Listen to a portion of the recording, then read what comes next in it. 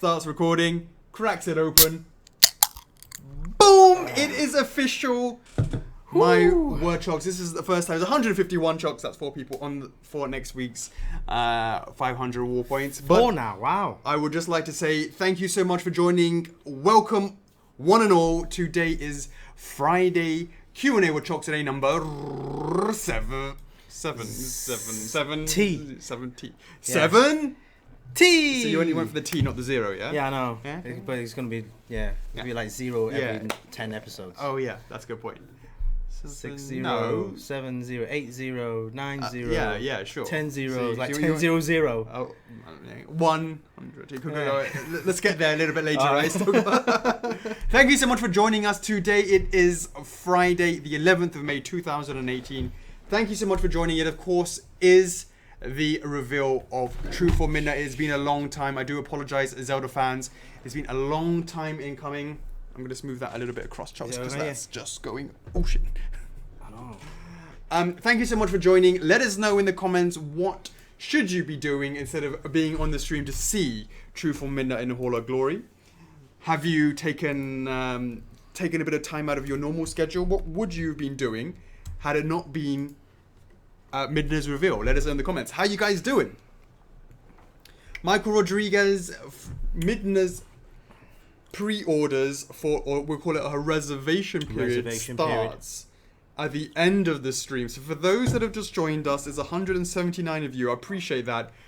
But you're in for a long wait. It's going to be at least 2.5 hours before we go through everything there is to know about Truth or Midnight. We usually do a week in review followed by the Q&A, hence the title of the stream. So after we go through all of that, then we will be showing Midnight. So in case you're just sort of being here expecting that we're going to open up reservation period and telling you all the details as of right now, I strongly recommend you either just know that is not going to happen for the next couple of hours. Just want to let you guys know that.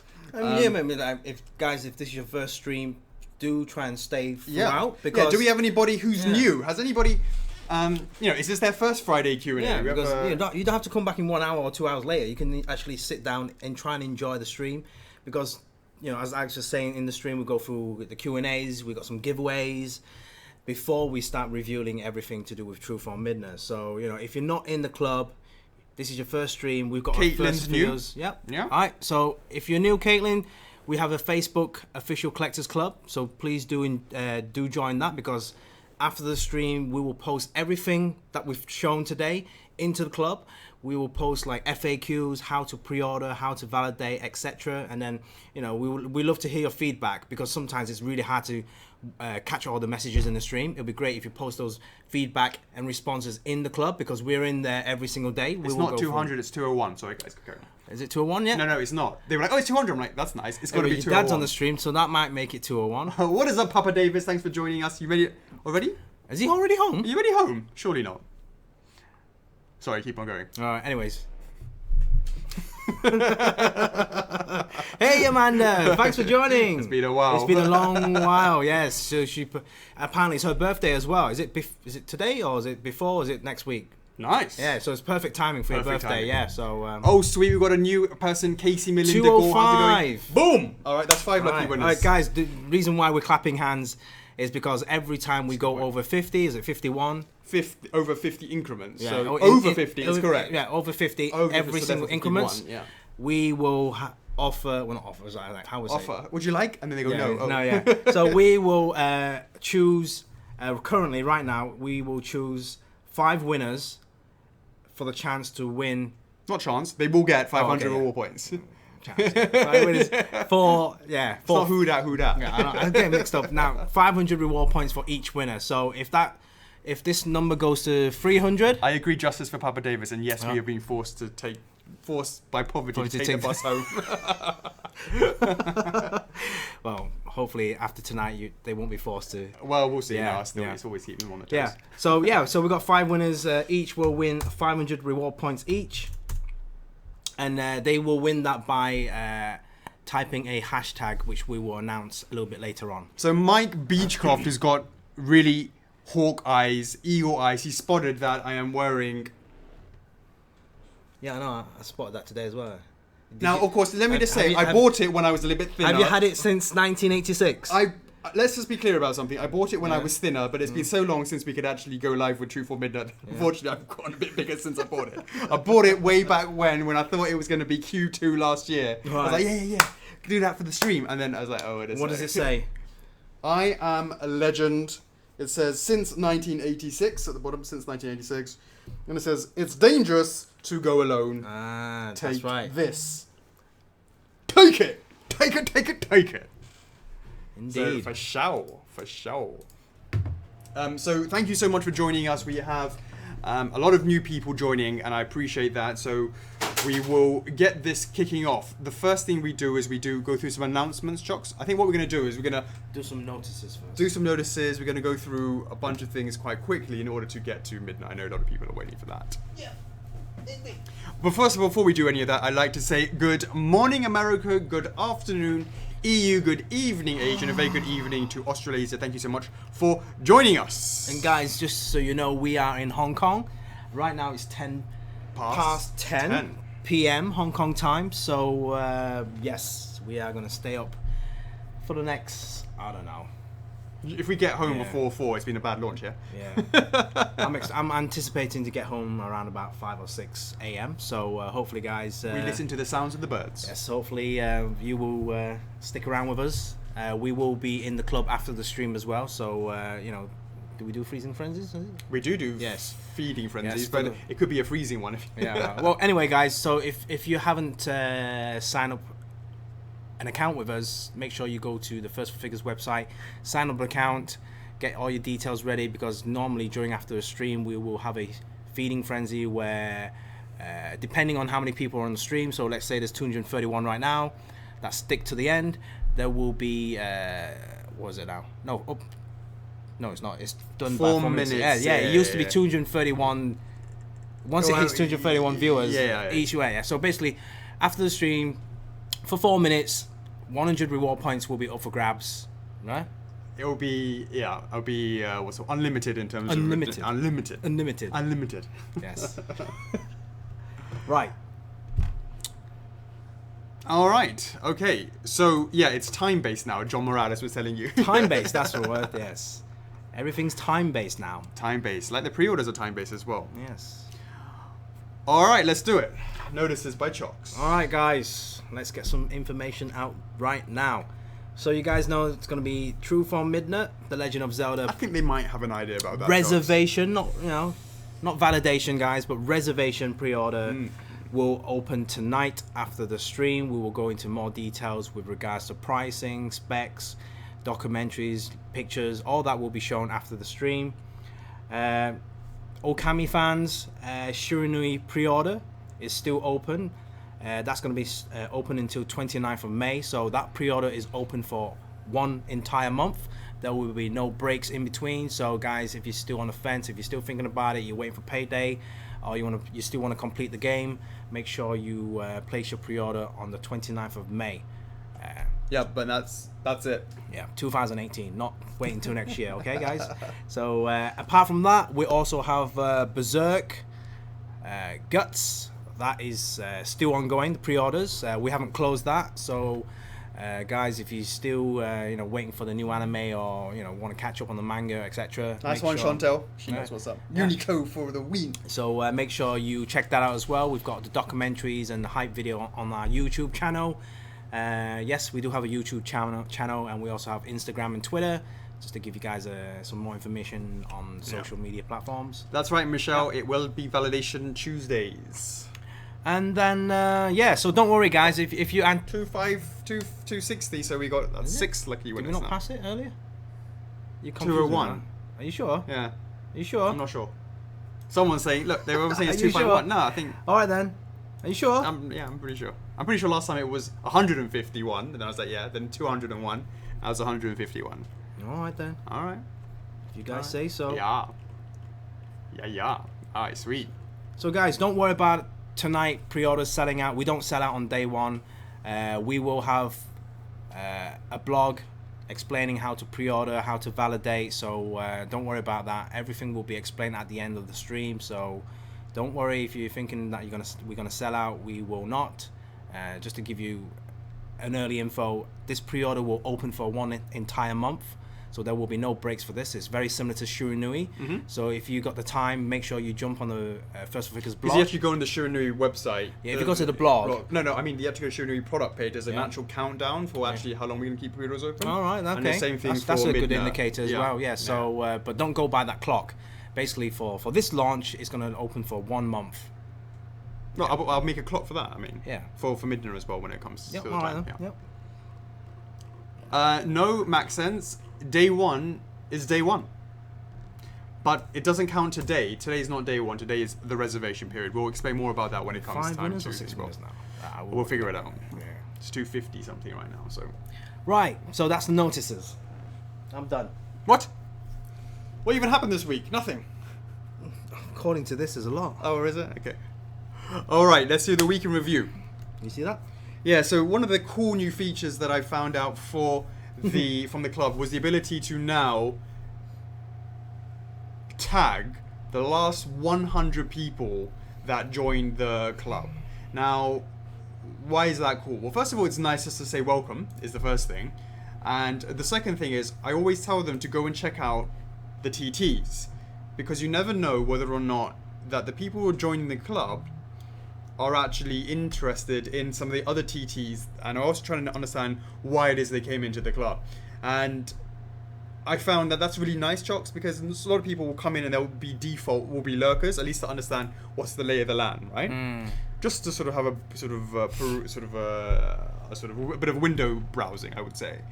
But if you tag them in, a lot of people who probably wouldn't have said anything actually come and say what they're interested in. And likewise, if someone says, "Oh, I'm here for the Shiranui, I like Shiranui," then other Okami fans are like, "Yeah, it's cool. Did you know there's also Oki form, Oki wolf form, right? Go and vote on that poll or something like that." And it allows for that to get more eyes and more traction on that. So that's really good. So I'm really excited to be able to use that function. So for those OGs, they will actually see quite a lot of the time that I will be posting those every now and then. Yeah, post some, like, whilst you're tagging the 100 people, post some hints and tips. Like, here you go, guys. Here's thanks for joining the club. Here's the rules, or thanks for joining the club. I always say go to the TTs. That's what I sort of default will say, because it will help get them to understand. Go to the blog or something. I'm trying to promote the TTs to get people to vote on and stuff. the TTs then. Do you know what happens when you click on like all 100? Facebook goes like super slow because it's like, oh my god, why tag so many people? Well, I guess I'm not doing this. I'm not doing that on this laptop then, because it goes super slow. It does go really, really slow. Leo Jorand, I've never seen that name before, so thank you very much for joining. That's a great question. Will you make Happy Mars Salesman? Well, all I can say is, just to let you know officially, what happens is for a 2-week period, when we are launching an item, so for Shiranui, Okami for the last 2 weeks has been absolutely unfiltered talk about Okami and typically characters that we haven't actually made, and people rallying for that. Now, if you're new to the club, it's got to the point where a lot of people are asking about different franchises and characters that they love that we're not working on, that we've had to do something called Fun Day, which basically means that that's the only time that we say go ahead and just rally for the kind of characters that you want to see made, and it stops people from sort of doing that throughout the week. However, when we do the launch, that franchise for the next 2 weeks, you can talk about whatever character you want from that franchise, so it gives a spotlight on that. We had that with Okami when we did Shiranui, and that actually stops tonight, and it goes into Zelda. So was it Joseph who asked? I can't remember your last. Joe Rand. You wanted to have the Happy Mars Salesman. Well, I can tell you that that's the sort of thing that you can all discuss. Anything to do with the Zelda franchise, anything whatsoever, you can discuss it freely throughout the next 2 weeks. So I know you Zelda fans will take advantage of that, and I will be watching and looking forward to seeing the kinds of conversations, the kind of rallying that you guys do. It was really useful to see the rallying that was done for Okami. It was really useful to see the rallying that was done for the for Crash, for Alucard and Guts, the Berserk line. So I really like that focus of 2 weeks of that franchise, because it helps us plan for what we want to do as well. Focus. not spam, according to Matthew Sharp. It's not just Twilight Princess. It's all Zelda. Yes. All Zelda. Some was it Link to the Past? I know you're going to represent that. Some Link to the Past, guys. Boom. Yeah. Yes, there's probably going to be a lot of Happy Mask salesmen. It'll be interesting to sort of see how that goes. Okay. And likewise, sometimes I write a post that's something to do with that. I did one for when it was Oki form, Oki Wolf form, and also when we were doing Alucard. I asked, what else do you guys want to see? Mm-hmm. Maybe I'll do one for a Zelda general poll. That might be interesting.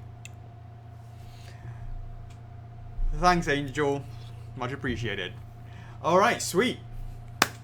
The other thing was subscribe to the F4F YouTube channel. If you haven't done so, please do so. We have lots of upcoming content. We're always posting stuff in there.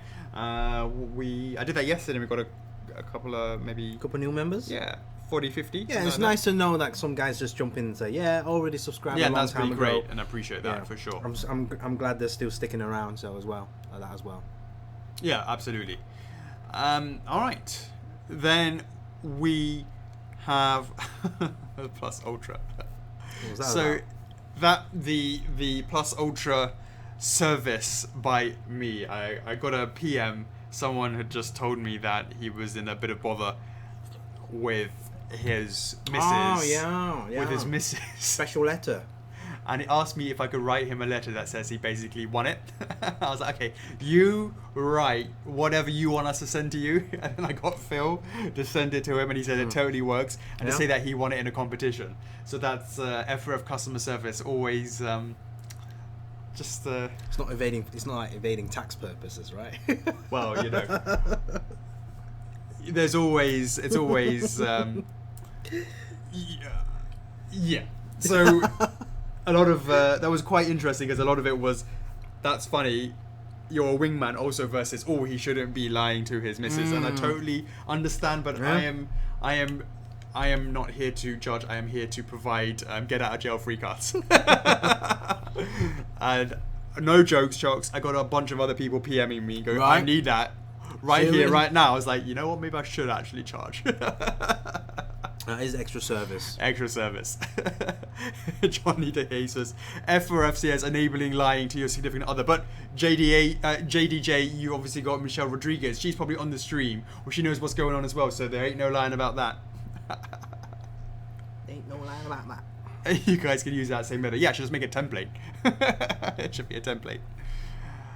The other one was Vegas is fast approaching, and in case you don't know, there is a licensing expo. I go there every year. Well, I go there every year. It's been the last 2 years. This year will be my 3rd year, and it's where a lot of our licensors, not all, but quite a lot of them, they all convene for a 3-day conference, and we have a lot of concentrated meetings throughout that. And I posted a picture of my diary, and it had a lot of meetings in there, so kind of make it worth going to it. And they were grayed out, or they were covered up, they were redacted, but it's quite a lot. I don't know, it's a bit empty on Thursday, isn't it? Thursdays are always empty. Yeah. It's like Thursdays is everyone always does Tuesdays and Wednesdays, and they all leave on the Thursday. And Thursday we kind of leave semi-open because it's like, what couldn't we really finish that we all wanted to sort of finish, but the time just ran out. We then do it on the Thursday, and it's the same as the first year, same as the second year. Come back on a Thursday if there's time, if there's space, and we really need, we sort of really want to get into that conversation. It was just something just to sort of jump in and go, oh, we just wanted to have a quick word, that kind of thing. I don't know how many times we did it for what?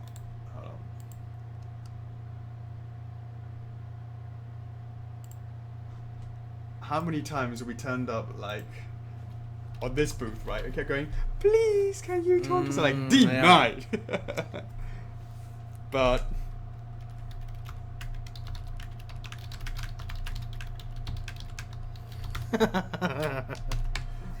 indeed. Well, it'll be replaced by somebody else. True. Denying us. True. Yeah. We always get denied.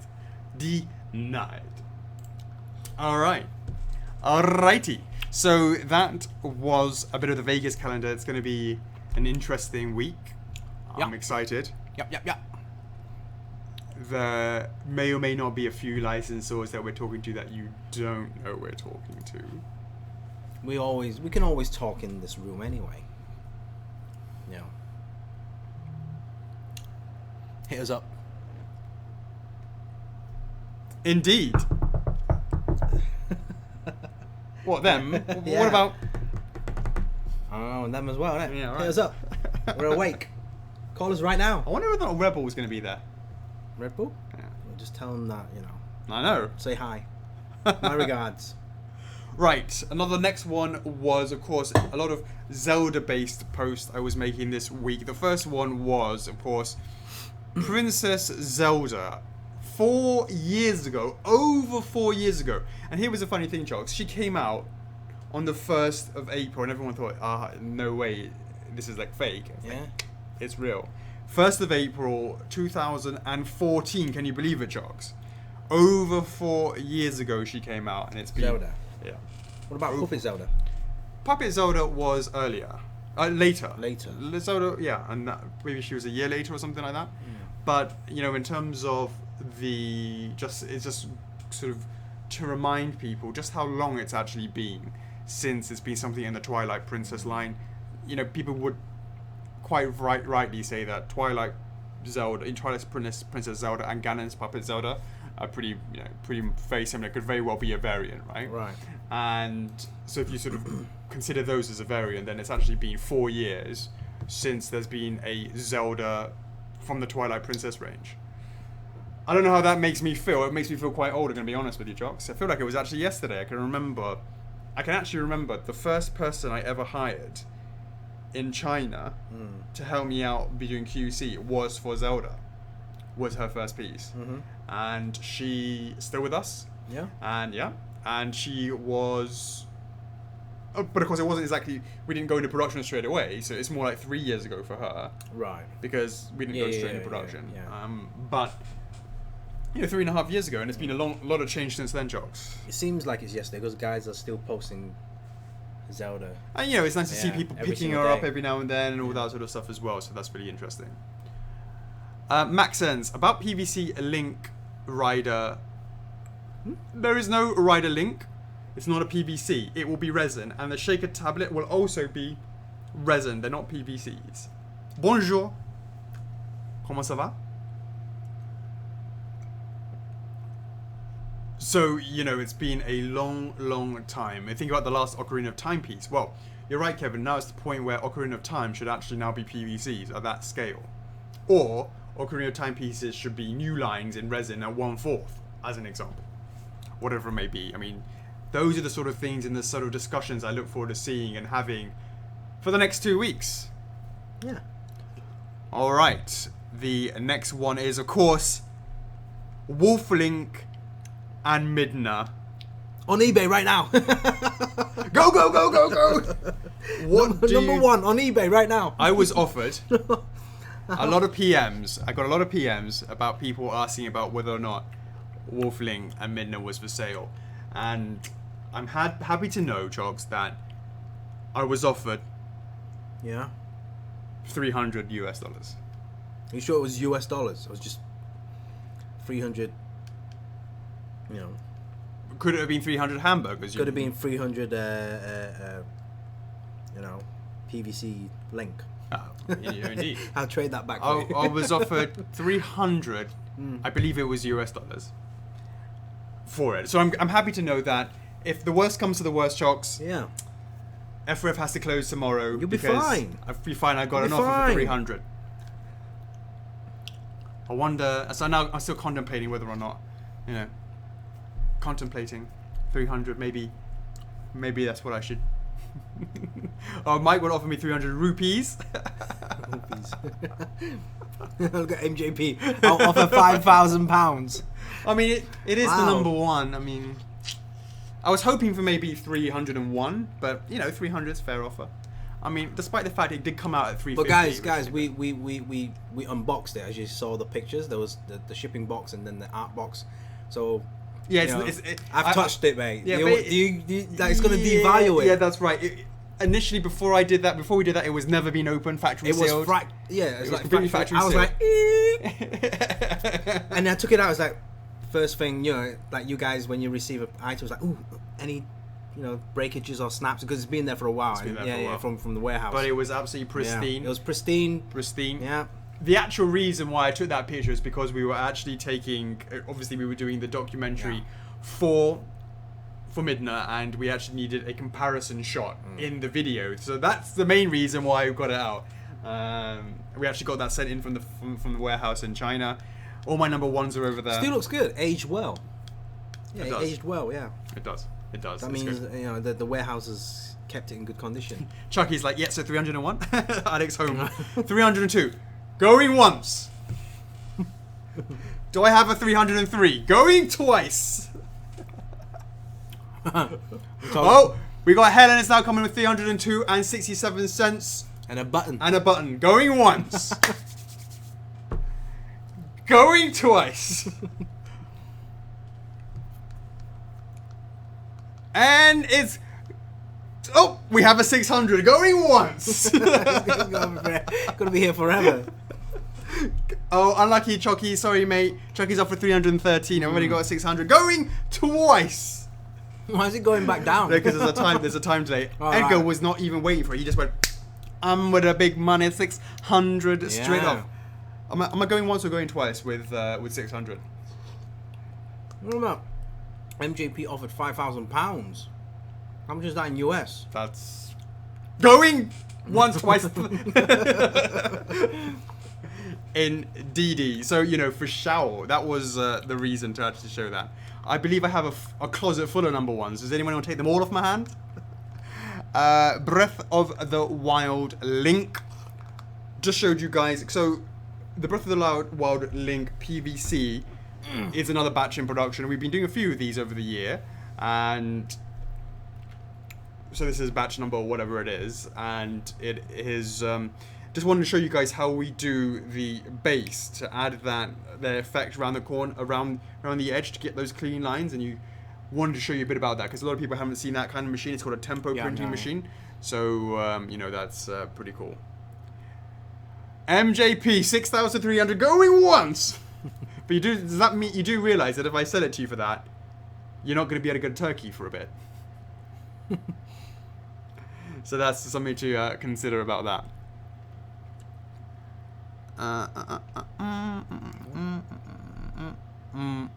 Various suits in production. Yes, it is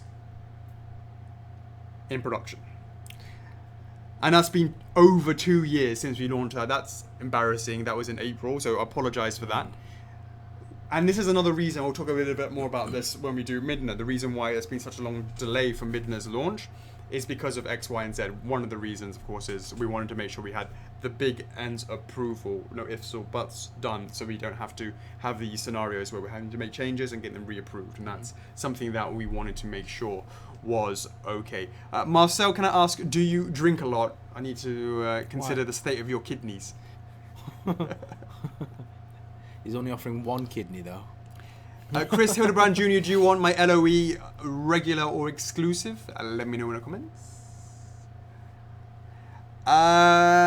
Joseph David Cole, Escaflowne is actually something that I asked. I was having a meeting with Sunrise in the office and I asked you guys, would you guys be up for Escaflowne? And the results were not unanimously yes. I believe it was quite struggling. So this is the reason why when more people join the club, people can be talking about those items as well. Really? Mr. Campbell, really? Nice one, Mr. Campbell. Let's do it. Does 001 FDL have a head? That's a good question. Troy Blair's in the house. Finally, Troy Blair's like, oh, is there any Zelda news? And the answer is yes, there is this week, Troy. For the next 2 weeks, it's going to be... Where's Monya? She is her favourite character. She should be here. Where's Monya? Yeah, somebody tag Monya in. Yeah, so that's her favourite, her bae. Yeah. Her bae Midna's in the house. Yes. What is going on, Carol? Thanks for joining us. Make sure you send any information to Mike I know that you always pass the information, and hopefully you're sipping some Arizona iced tea. Alrighty, that was the Varia suit. I will come back with this and talk about the. Yeah. Okay. Sure. About that. What? There's some news. Okay. Okay. Okay. Okay. Okay. I might as well write that down then. So Yeah. before I get. I'll go. Actually, let's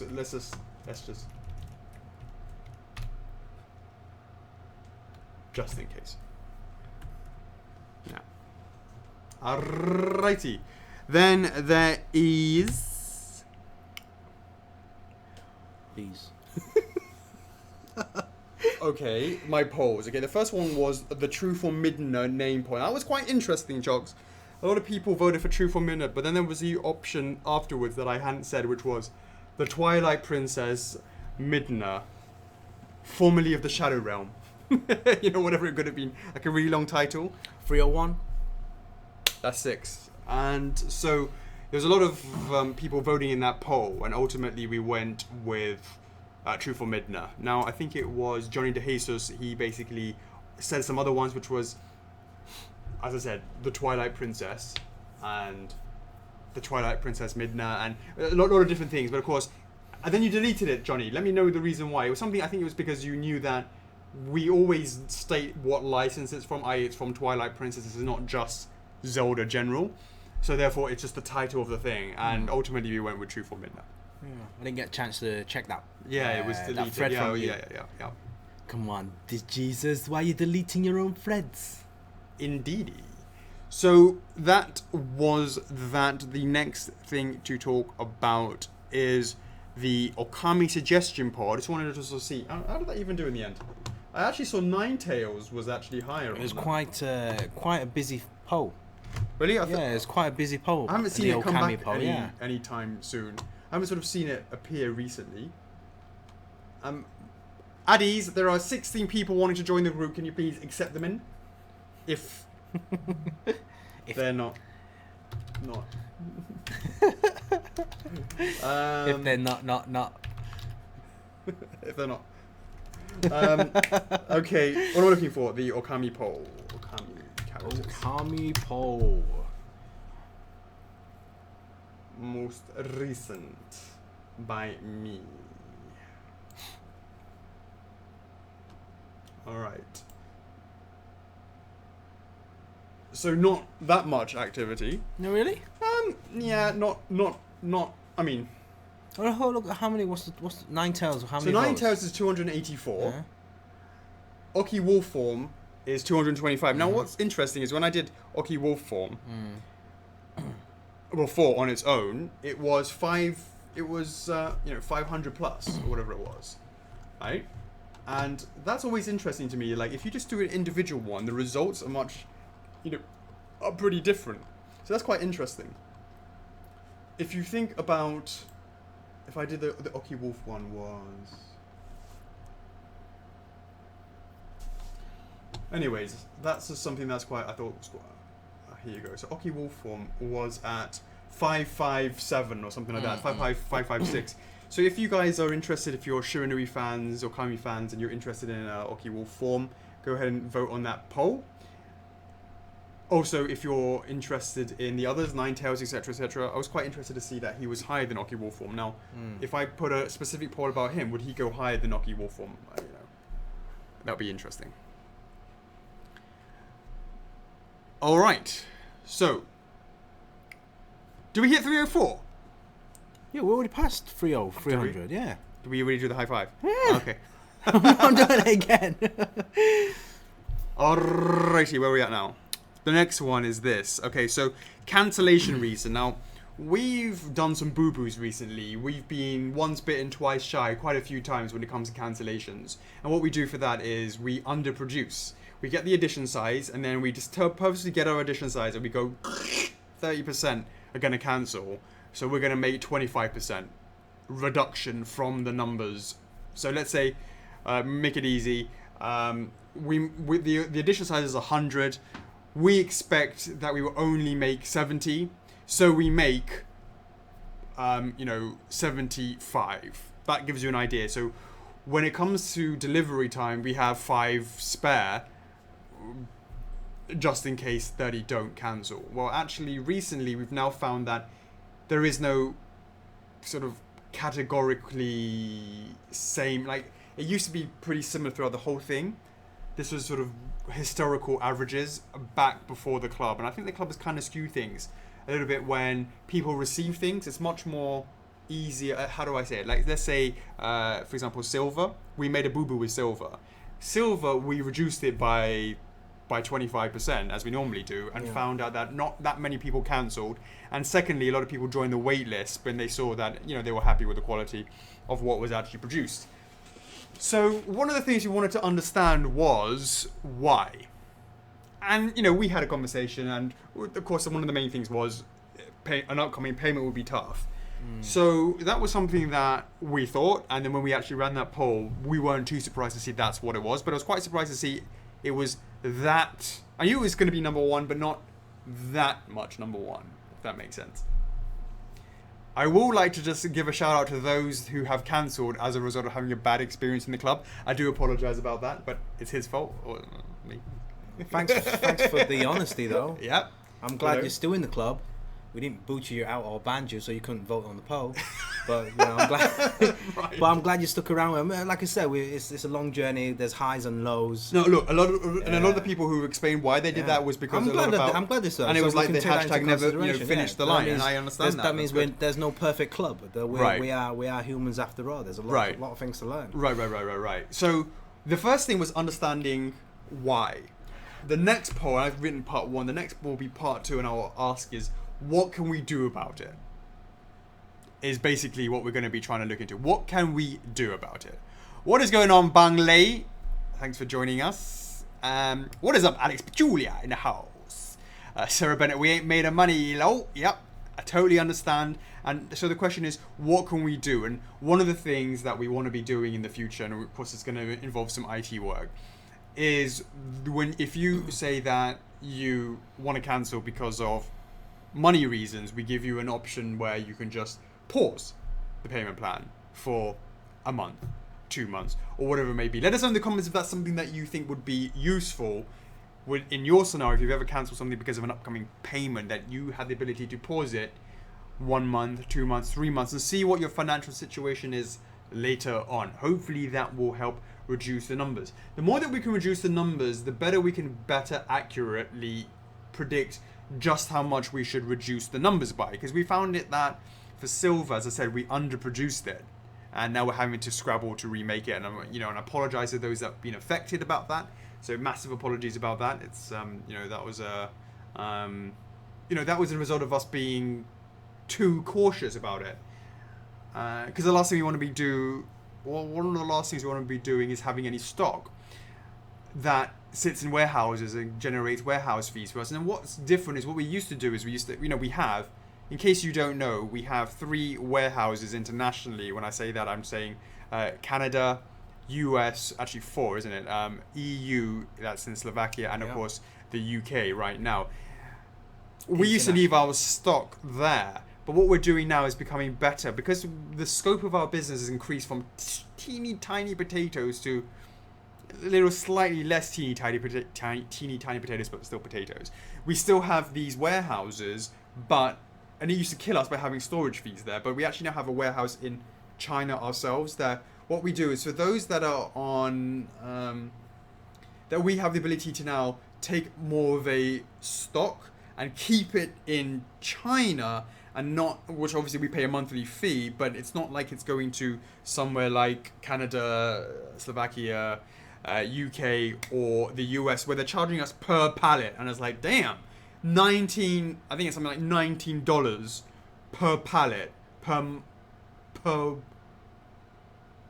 month, and I think you can get like 6 pieces on a pallet, 10 pieces on a pallet, and we're talking hundreds of pallets sitting there every month that we're leaving in these warehouses. It kills us.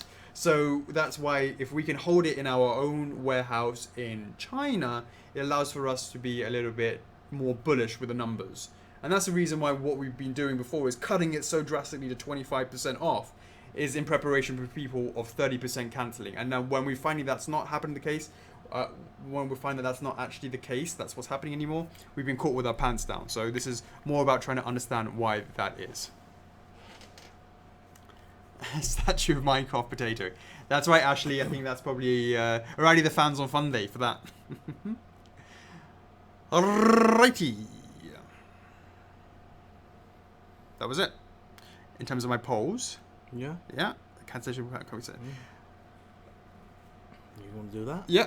I'll do that later, yeah. Yeah, you do that at the end, and then blog posts. Blog posts. Not much this week because obviously Miguel was preparing the blog for tonight, the FAQs and all that stuff. So mainly, we just wanted to review Midna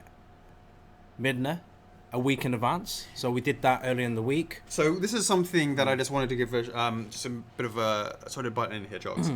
Is the whole idea of getting the news out first. And what have you found?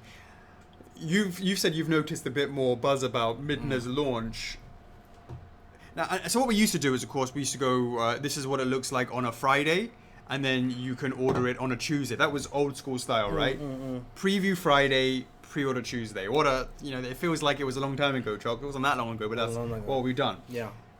It's different now. Because of this Friday Q&A, it's allowed for us to actually go, okay, we're going to show you a week in advance, and therefore run a blog article just to sort of give a bit of an idea of how we got to this place, and then use that as a sort of marketing exercise to get people to know that today it's going to be Midna's reveal.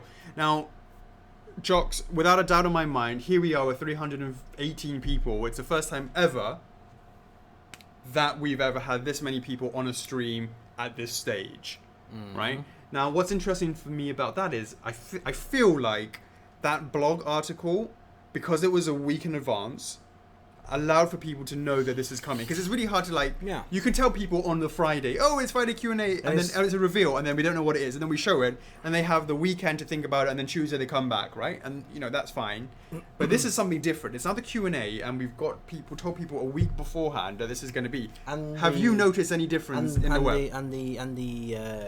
The short teaser, right? Well. The short teaser that definitely helps a lot, because just mention it is one thing, but to have something, just to see something, to visualize something that, oh wow, that's what the statue is going to look like. Right. I'm going to come back next week and check out the rest of the statue. So that always helps. Absolutely. Yeah. So did you feel like you could see a bit more? And how about you guys? Did you see any articles outside, of course, the F4F sphere? Did you see anything in Chocks? Yeah, definitely. Yeah, definitely seen a lot of different places, and I've seen some guys in the club sharing that out as well. Oh, that's really appreciated. That's the most important thing. Are you seeing them go into like Zelda groups and different pages? The regular Zelda groups, and it's nice to see that.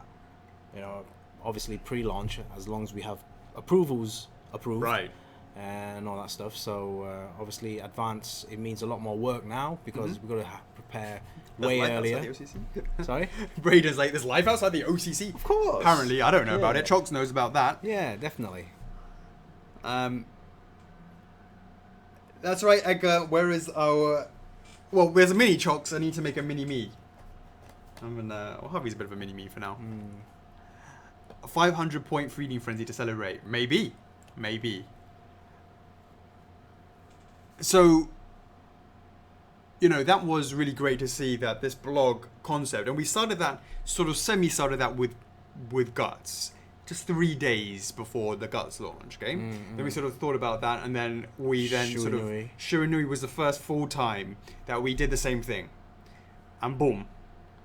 And that's why when we actually did the reservation, and Shiranui's been doing wonderfully, so thank you so much for the support of that. The Okami fans have come out to play, and certainly when we launched Shiranui, there was 42,500 fans in the club, and now there is members in the club, and now there's 45.5, and that's just a lot of that's down to the Shiranui sort of announcement, and of course the sales campaign against that as well. So thank you very much for joining us, and a lot of people will window shop, and as I said, they want to join because of the giveaway, right? but also hopefully they'll just come and chill and then see that we're just the coolest community out there. So thank you much. I mean, everyone starts from somewhere. A lot of people come in there because of they saw it on the news feed, statue giveaway, or maybe they just found out from a different social media platform. I've just seen Jefferson Gooblers here. Shout out to you, one of the OGHMS boys, rallying for that. 2 weeks of undiluted Zelda love. Now a lot of people that aren't Zelda fans are gonna be like, oh dear, but I've found that every single launch that we've done this with, this was Castlevania. It started with Castlevania, it then went into, the next one was Crash, I believe, then it was Guts, then it was Okami, it's now going to be Zelda. Usually it goes batshit crazy for the first 2 days, then it sort of peters out, but still quite a lot in the first week. The second week is a little bit done.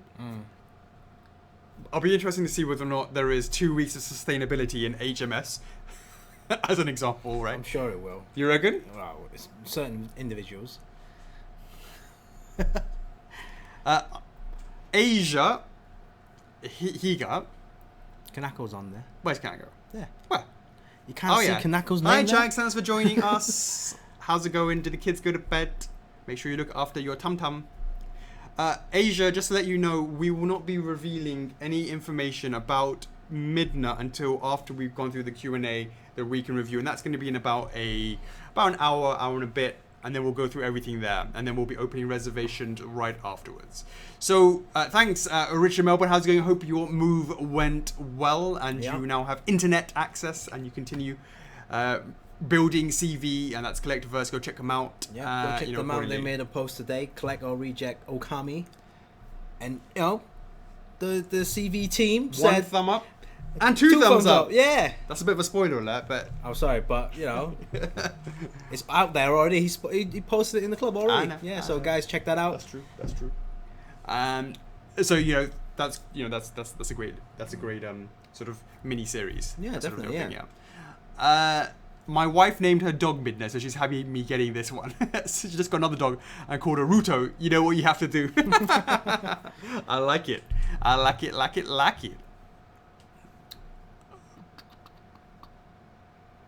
Okay, where are we at now? What? Why do I see it? Yeah, well, indeed. Yeah. So I get it. Yeah, you get it. I get it. You get it. Whoa, this one? Not yet. We finished everything else. This one? No, we don't do that anymore. Don't do that anymore. We don't do that anymore. We tell Miguel he just put that in there. All right, so guys, to let you know, we're gonna release the Crash exclusive numbers. It's the Crash Resin, the Crash Bandicoot Crash Resin edition size. Yep, the edition size for the exclusive Let version. us know in the comments what you think it is before we go ahead and let you guys know. Yes, because you guys have been asking that on a couple of weeks ago, and we got around to getting the numbers in there. Yeah. So do let us know what numbers do you think they are going to be. And hopefully, if you guys are Crash fans that are on the stream, make sure to check out the website. Yeah, absolutely. Yeah. Hey Lauren, there's a big difference between Breath of the Wild Link PVC and True Form Midna. So thanks so much for considering Midna to be your second F4F. Much appreciated. There's a big difference between that. Big difference. A good difference. And you know what, Chocks? Whilst they're coming with, so we got here 1,400, 875, 800, 750, 850, 720, 775, X385, 325 for reg, 650, sub 600, 500, 500, 425. Hey Asia, nice one. I appreciate you taking the time to check us out. It's always the first one that's always people are concerned about. Definitely. And hopefully when you receive one, your fears are Are you in the Collectors Club? Make sure you join our official Collectors Club. Yeah. Yeah, so guys, make Asia feel welcome in the club. Please do, yes. 913-475-850-599. Did I say Breath of the Wild Zelda PVC? I said Link PVC. Stephanie Swan. 10,000 says Kurt. 965. I will tell you the numbers are 675. So thank you so much for the support on that, Crash fans. That's really appreciated. We will look to go into production a little bit later on, as always, whenever we said it was going to be going for that. So 675 for the exclusive. Regulars are still, of course, open. Mandeep, how do you join the club? Facebook. Let's see. Let me give you a link.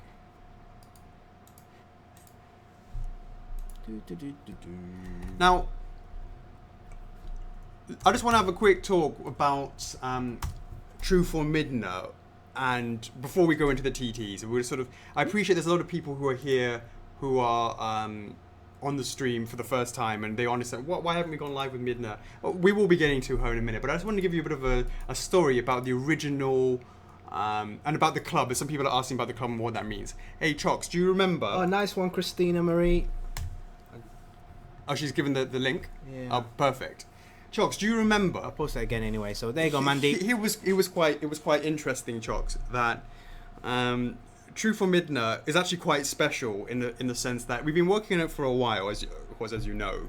And one of the interesting things was there was it was something that was being rallied all the time in the club, and that was one Out thing. the club, you mean? In the club, Before the club. No, before, but during the club. Sure. And one of the things was, and as the club got bigger and bigger, and we never knew it was going to get to where it is today, and that's just amazing. But there was, I knew. well, obviously you know everything, but yeah. but I think it was maybe around about sub 10,000 or something like that. Right. There was a gentleman by the name of Eve, right? IVVE, right? And then a gentleman who actually came over to Hong Kong HQ, right? F4F HQ. And this sat right here, right? Yeah. Right here. And what we did was I filmed him by showing him what Truth or Midna actually looked like. And that was the first time, and it was quite fun to actually have that experience. It actually, 100%. Being to actually show someone Truth or Midna. Sure, yeah. That was the very first time, and right? to film the reaction of that. The vote. Was it a vote? Of course she wasn't bloody voted.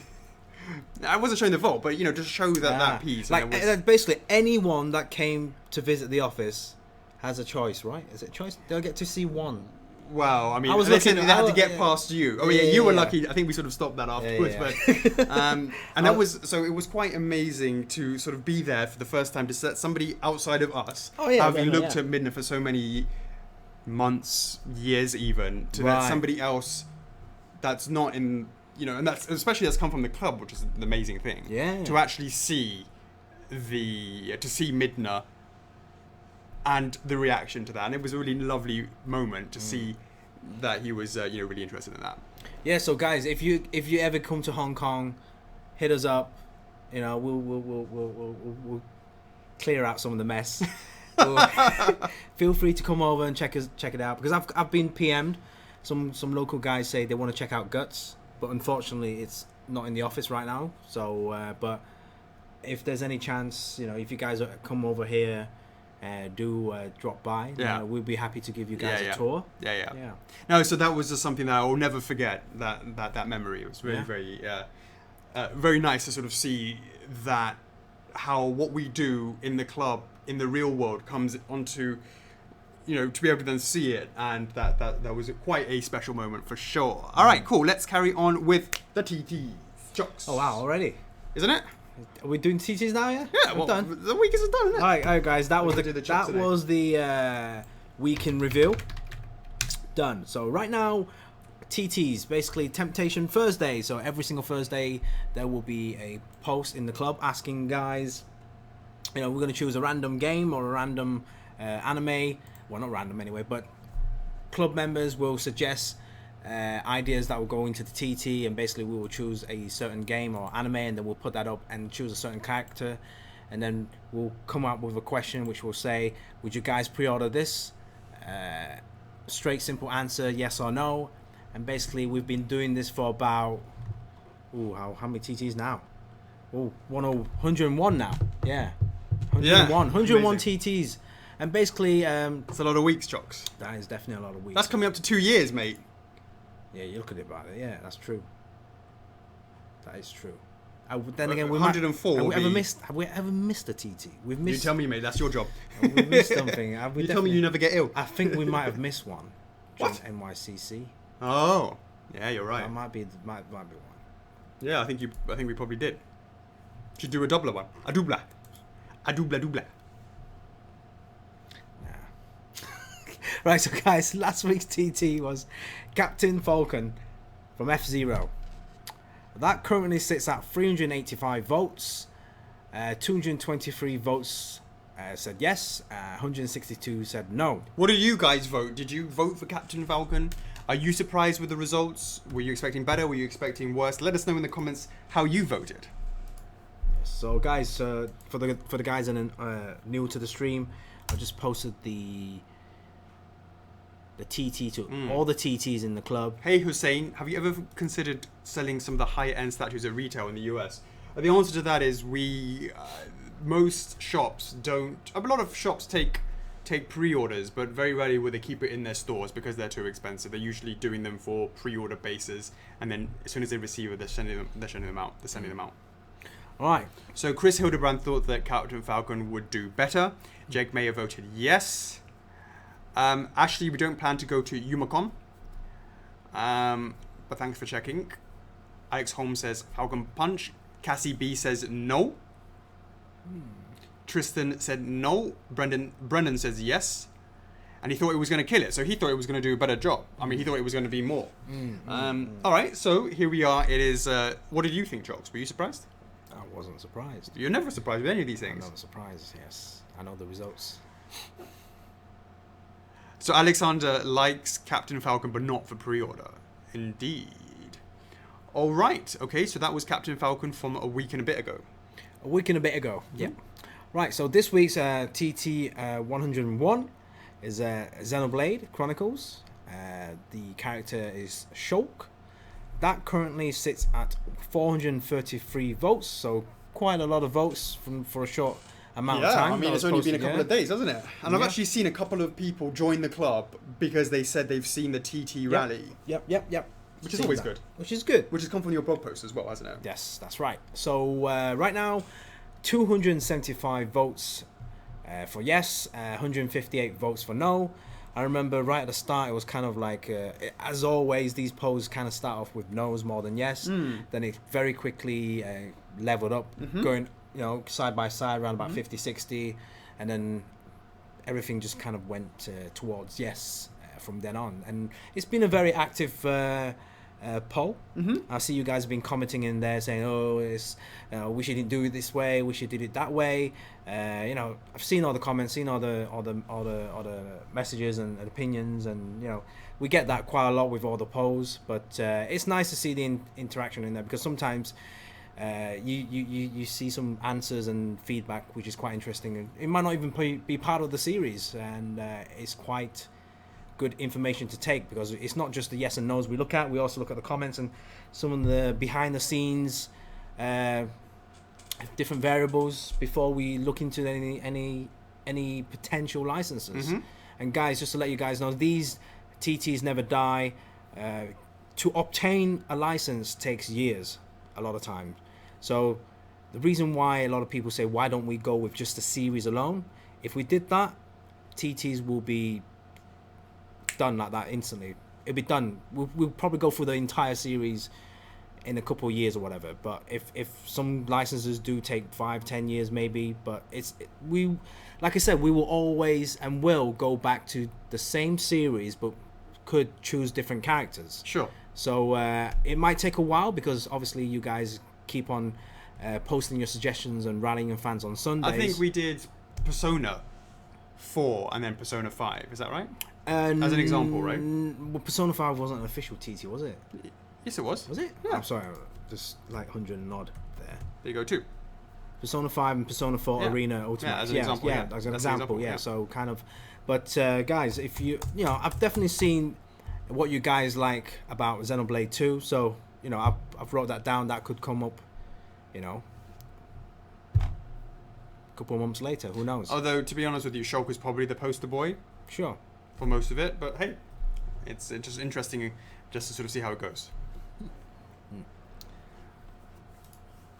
So, for sure. All right, cool. So let's go to... Hey, guys, yes, I saw your comment. Sorry, I saw the comments from you guys saying 2B over 1,000. Great stuff. Great stuff What's indeed. that? Oh, yeah. Yeah, That's Nia. that's amazing, yeah. Let's have a look. Let's have a look at it now. All right, Nia.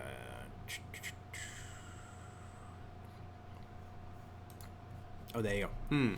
1.2k votes. Yep, 1,000. Can't really see much there, but 1,000 votes for yes. 119. Amazing. Yeah, Congratulations, definitely, yeah. guys. That is something that's really...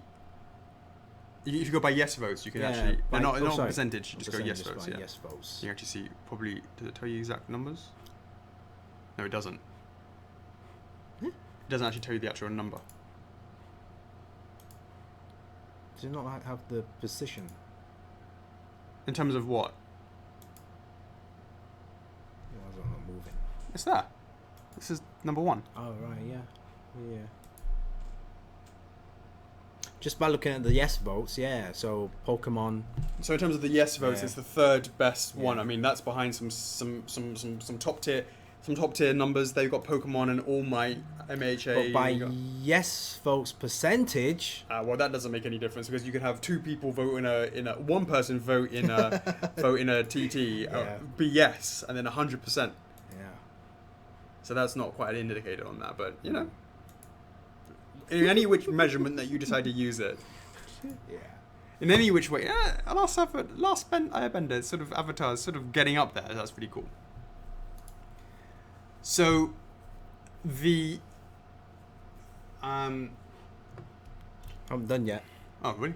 Well, what do you want to say? Oh yeah, no, you. I'm gonna do that, yeah. So, guys, so as you guys know, after next week, so after next Friday Q&A, which is on the 18th, Alex will be going to Las Vegas, and obviously we heard feedback from you guys where, we wanted to have some, we wanted to put TTs up, which could potentially be brought up in conversation at Las Vegas. So next week's TT will be Animal Crossing.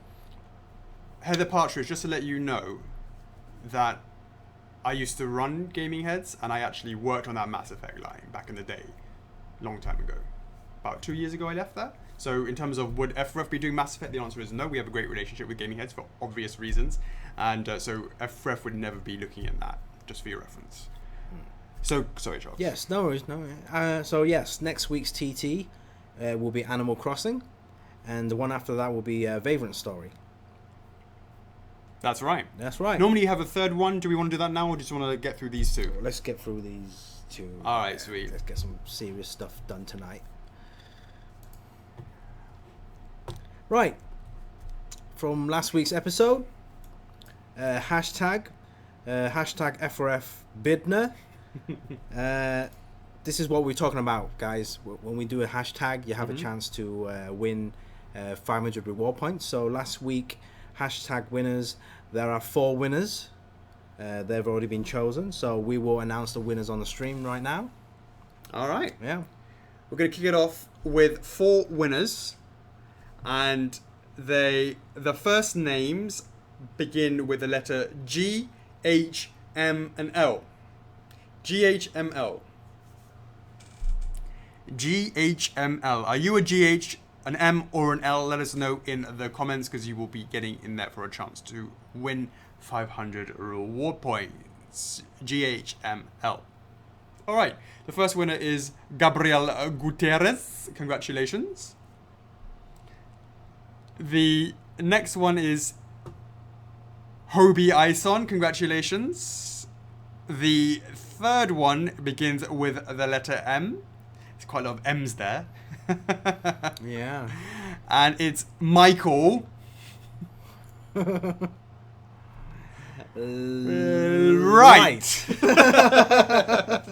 That's Michael Wright. With a W. With a W. Yeah. Michael Wright, congratulations. And the last person, last but not least, is a lady, and I can see Liz Martin giving a bit of a shout out. It's a lady who begins with the letter L, and that is I can't actually see it. Oh, you forgot, right? I didn't actually look at it properly. Lucinda Charles, congratulations. Do we have any of those winners on the stream tonight? Next week's hashtag, though, is going to be hashtag F4FTFM for a chance to win 500 reward points. Chosen at random. There's going to be 4 or 5 or something like that. Right lucky winners. Currently there's 6. 6 lucky winners for a chance to win 500 reward points. Hashtag F4FT. Hashtag F4FTFM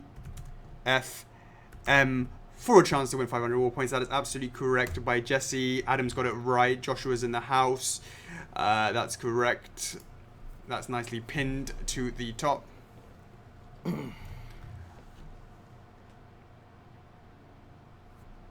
There is, yep, hashtag F4F. We've got Christina's correct. Cassie B's got it right. Tristan's in the house, got it right. All right, cool. So that is this week's TT information and the hashtags. Yes. Q&A. Q&A Chocks, time. I'm going to be looking closely at this over here. All right.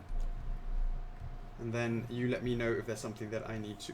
Have you, like, plugged in? You have plugged in, haven't you?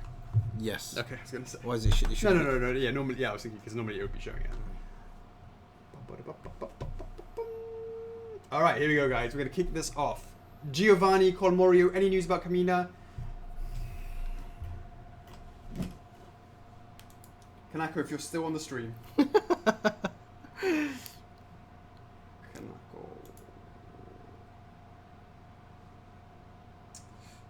Kamina news. I'll let you know next week. 2, how far away is Merrick's pre-order looking? Couple of months, I was thinking. Let's sort of see how that goes. I want to get further down the line with the Solaire production. For the Solaire resin production, I want to get a little bit further down the line. Well, you know, Artorias SD is already almost done in terms of completing at the factory, so you know that's fine. Let's get a little bit more out there before we start thinking about that, and also want to get a little bit further into production, or you know, starting the production process with Ornstein. There's no massive rush for us to get that done. I know it was the first launch of the, I would say, a couple of months. Let's see how their chips land in a couple of months. How many characters are confirmed for the SD line so far? Are you already working on the one after Orni? The answer is yes. We've already working on 2 after Orni. And that means we're at that sort of pace to keep them coming nicely. How far away is Mario and Yoshi looking? Well, that's at the physical stage soon. We're now starting the printing process, I think, next week. How many votes does Luigi need? There's no such thing as how many does it need. At the end of the day, I asked actually people who do you want to see after Mario on Yoshi, and I think Donkey Kong was number 1, so we'll be looking into that one. Edgar Ramirez, do you expect Midna to surpass the life-size Majora's Mask? I think the answer to that is very likely no. Majora's Mask is the front cover of Majora's Mask. It is such a, you know, a important game. I mean, they're all important, but front cover, it represents, I mean, a fan favorite, of course, is Skull Kid. Skull Kid was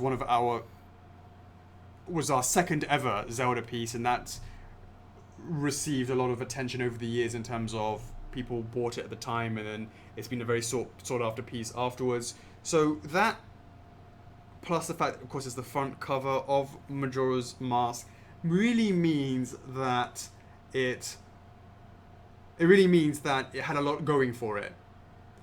And of course, we did the Skull Kid, I should say, Skull Kid for the PVC, for the collector's edition for Majora's Mask 3DS. So it really had a lot of, it's almost like the perfect kind of hotbed for that to do so well. Truthful Midna, though, is a completely different kettle of fish. She literally has less than 5 minutes screen time. Yes, of course, Imp Midna you see throughout the whole game, but not true form. However, there are some differences between that and this. That is, the club was probably about 15,000 members at the time that Majora's Mask went into production, went up for pre-order. and it's been so long that Zelda fans are, quite rightly pretty hungry. Will that lead to it being better than Majora's Mask? I think it's unlikely. Of course, I'd love to be proven wrong, but I don't believe it will do. But it's going to be... We're just looking forward to finally being able to produce and release for pre-order her in any which case. But I believe that Majora's Mask will continue to reign supreme for many years to come. The B. Why was silver double boxed? Was it something necessitated by Tesla and transportation machine, or was there another reason? No. There's no other reason apart from just because people are... Because why not? And... Yeah, there was no other reason. It wasn't... Whatever the item is, it has to go through it must go... And that's a good point, actually. Now that we're doing transit tests, I want to make sure that it passes transit tests, not double box, just in a single box, just to make sure that it can pass the basic minimum. So that's something that I will just... thanks for reminding me to check up on that. Number 2, are you hoping to have a new Soul Calibur statue ready for pre-order somewhere around the general release of Soul Calibur 6, whenever that may end up being? The answer is... I don't know about when that's going to be, and the answer is most likely not. Number 3, any plans for Q&A to take place during your Vegas trip? The answer is no. Perhaps the long requested Chocks and Jeff show? The answer is... No way. There ain't gonna be a Chocks and Jeff show. There was a possibility of going to be a Chocks and Jeff reservation week, Tuesday stream. Validation Tuesday stream, yeah. But ultimately we are launching midnight tonight, and it's next week for the validation, so that never happened in the end. But yeah, something that was interesting. Number 4. Chocks and Papa Davis. What's your favorite Vegas casino game, and how much are you planning to win at your trip? So Are you gonna? Yeah. Really? I always do. You do? Yeah. Have you won? Last 2 years? No tricks. Just be honest. Have you won? So, my cousin Olivia, you've met her, right? Yeah. Met her in Vegas with my uncle. Is she a gambler? Huh? No, she's not at all, right? And I'm like, I'm older than her, and I've always growing up always been the bad influence. Right? That hasn't stopped. That hasn't stopped. And she was like, "Oh no, I can't gamble." I was like, "Get over here. Here's money, right?" I gave her like $50, right? I gave her $50, and it was one of these. It's one of these machine roulette wheels, which was obviously much cheaper for the minimums. Right. Yeah. So it was more like, okay, here's $50, and she's like, okay, and she's like, oh, what do I do? I was like, you do this, you do that, you click on that, and then and then it's like, 50, 49, 48, down, 30. Oh, I won $5. Yeah, right. And then it's literally the last one. She puts it all on like number 18 or something like that, whatever her favorite number is, or her birthday, right? It's a last chip, right? She puts it all on that, and you can't make this shit up. It landed on it, and you've never seen us collectively whoop. My brother was there, her, and myself, right? 3 of us went bonkers, and we screamed that she got this, right? And I don't know, it was like $60 or something like that, and everyone rushed over, like literally. Everyone in the vicinity ran over and went, "Oh my god, did you win? How much?" Like $60. Like, oh fuck. But we were super happy about it. Sure, yeah. So I like myself a little bit of roulette. I like myself a bit of blackjack for sure. Those are my main 2 that I would do in Vegas. If we're in Macau, it would be a bit of sick ball. It could be like that. Yeah, sick ball, yeah. Yeah, baby. Interesting. Jake Mayer, hey Alex, just a suggestion, but maybe you should watch MHA before Vegas so you can geek out with them and know how great the show is. You know what? I don't want to burst your bubble here. To be clear, corporate licensing there's a difference between, and to be very clear, it's not everyone at all, but quite a lot of in corporate licensing, it's not about that. And it's like the game industry. You get these suits, the guys in the marketing, right? They ain't no gamers. They ain't no true gamers. I mean, I'm not saying all of them are not. Yeah. I'm just saying, that's the impression where, you know, like if you're a developer or whatever, and a designer or whatever, when they look at the legal team or the marketing team, although they're working in that field, it doesn't necessarily mean they're a fan of that field. And that's kind of like the corporate side of things. To be clear, yeah, I think that's absolutely agree with that. Yeah. Now, of course, you'll then have, you know, in terms of general geeky knowledge about that's, I think, not the case, generally. So no, like going, yeah, give me that license. And I can imagine that. I just walk in and go, yo, pass alpha, yo! And I'll be like, here you go, I'll throw in a chip for you. I'll put like a casino chip. I'll throw in a chip for you. So just to let you know, suits is a really good terminology for it, because of course you've been in the gaming industry and you know about, you know, as you said, not everyone is, you know, there's the corporate side and there's that, especially those for listed companies as well, and their targets and stuff like that to sort of think about. Edgar Ramirez, being relatively new to the community, I see a lot of hype surrounding this figure, yet to me it seems like any old Zelda figure. Mind giving me some backstory? Okay, and I appreciate that. In terms of questions specifically about Zelda and about, Truthful Midna, there will be a documentary. Do you know how long it is? Oh Christ, I don't know. Oh, let me have a look now. Have a look how long it is. Yeah. There's also going to be a lot more information about her in about sort of an hour or so, maybe less, and we'll go into more about that. We have a documentary that's an hour and 37 minutes long. Where does it say that? Right there. Yeah. An hour and 37 minutes long, so that's a full feature movie right there. So make sure you get some popcorn if you're interested in watching that. We appreciate the support, and we hope that there is and I'm always concerned when it's an hour and 37 minutes, Chocks, that there may be editing snafus.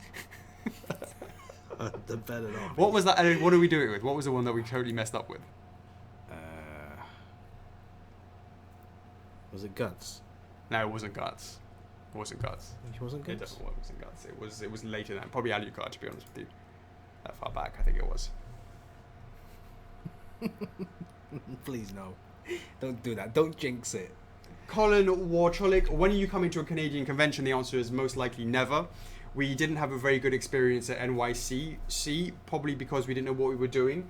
So based on that, we are now using that experience, or our lack of experience, and then the experience that we learned from going to NYCC and applying that to Gamescom in Germany, and that's all about having a booth presence in a show that's specifically about gaming, which is majority of our product. Yes, we're doing some anime, but I felt like a lot of the time with NYCC, a lot of people didn't quite know what we were making, if they're, you know, a comic book fan, right? Which is probably the traditional Comic Con sort of experience. So moving forwards in terms of other conventions, we really need to gauge two things. First of all, the type of show. It doesn't need to be a gaming specific one.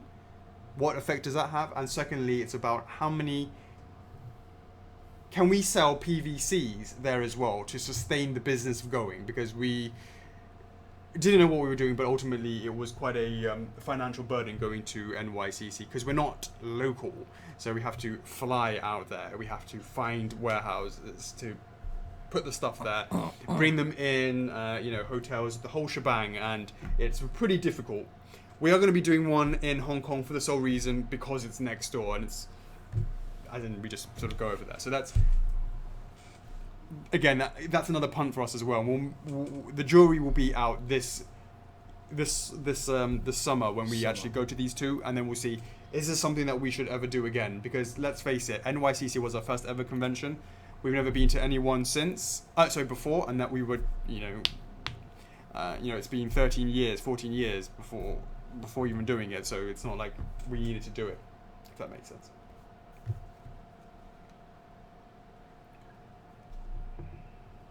Jamie Hodge, if you have authenticated Puppet Zelda, will that number carry across for the TF editions? The answer is only to the exclusive one, and the regular will only go to the regular one. Just to be clear, they're separated. That's different from last time round, because the regular and the exclusive would both have equal rights to either the regular or the exclusive on a first come first basis. On the second in the line. This one here, Jamie Hodge. It's only for the regular to the regular and the exclusive to the exclusive, to be clear. Oh, we're giving that information out now? Well, yeah? he's just asking that question. Anthony Lazard, 3. Give me your best sigh of relief now that TFM is out. Whew. Not out yet. True. 4. How do you feel now that you're taking my money again? We haven't taken it yet. I haven't taken it yet. You may not like her. Braden Cole, is there a chance of getting unboxing videos on the other order pages, like a first-person view type thing? This would help out people repackaging, assembling. Also, how much longer will regular Guts be up for pre-order? Still debating on a second and want to know how much time I have. Okay, I appreciate the support on Guts. I really appreciate that. I know you've been pushing for him a long time, so much appreciated. In terms of unboxing videos, the reality is they are super. We still are finding it difficult to get all the marketing material ready in a 2-week period. That's the hype video, the production video, the hype video, so the hype teaser, the trailer video, and the documentary in a 2-week period. And we've literally found no time whatsoever to do other things. In a perfect world, there would be more unboxings.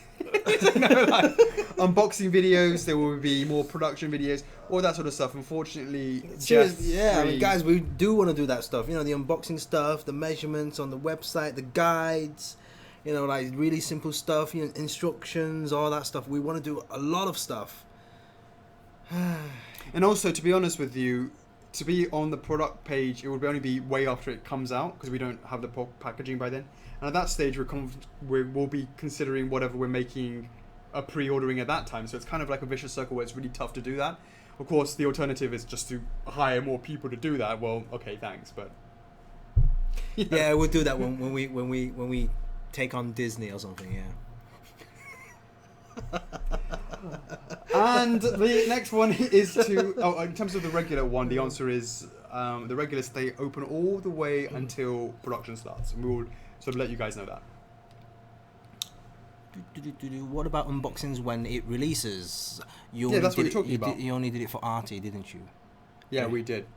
That was quite fun, wasn't it? That was. 2 cameras pointing at That's absolutely right. Yeah, no, that's true. Yeah. There's a difference between something just us live streaming it versus something slick. Now, live streaming it is really easy, as in we can just go, and I believe that's another way to do it. We only did that for that one, but of course, look at what we did for King of Red Lions unboxing video, which was slick as hell, and that would be nice to sort of do those every time. Alicia Lazure, have you guys thought about Twisted Metal? I know it's a little older, but Sweet Tooth would be pretty awesome. You know, indeed, James B hits him up and says that Gaming Heads has a license and we have a great relationship with him.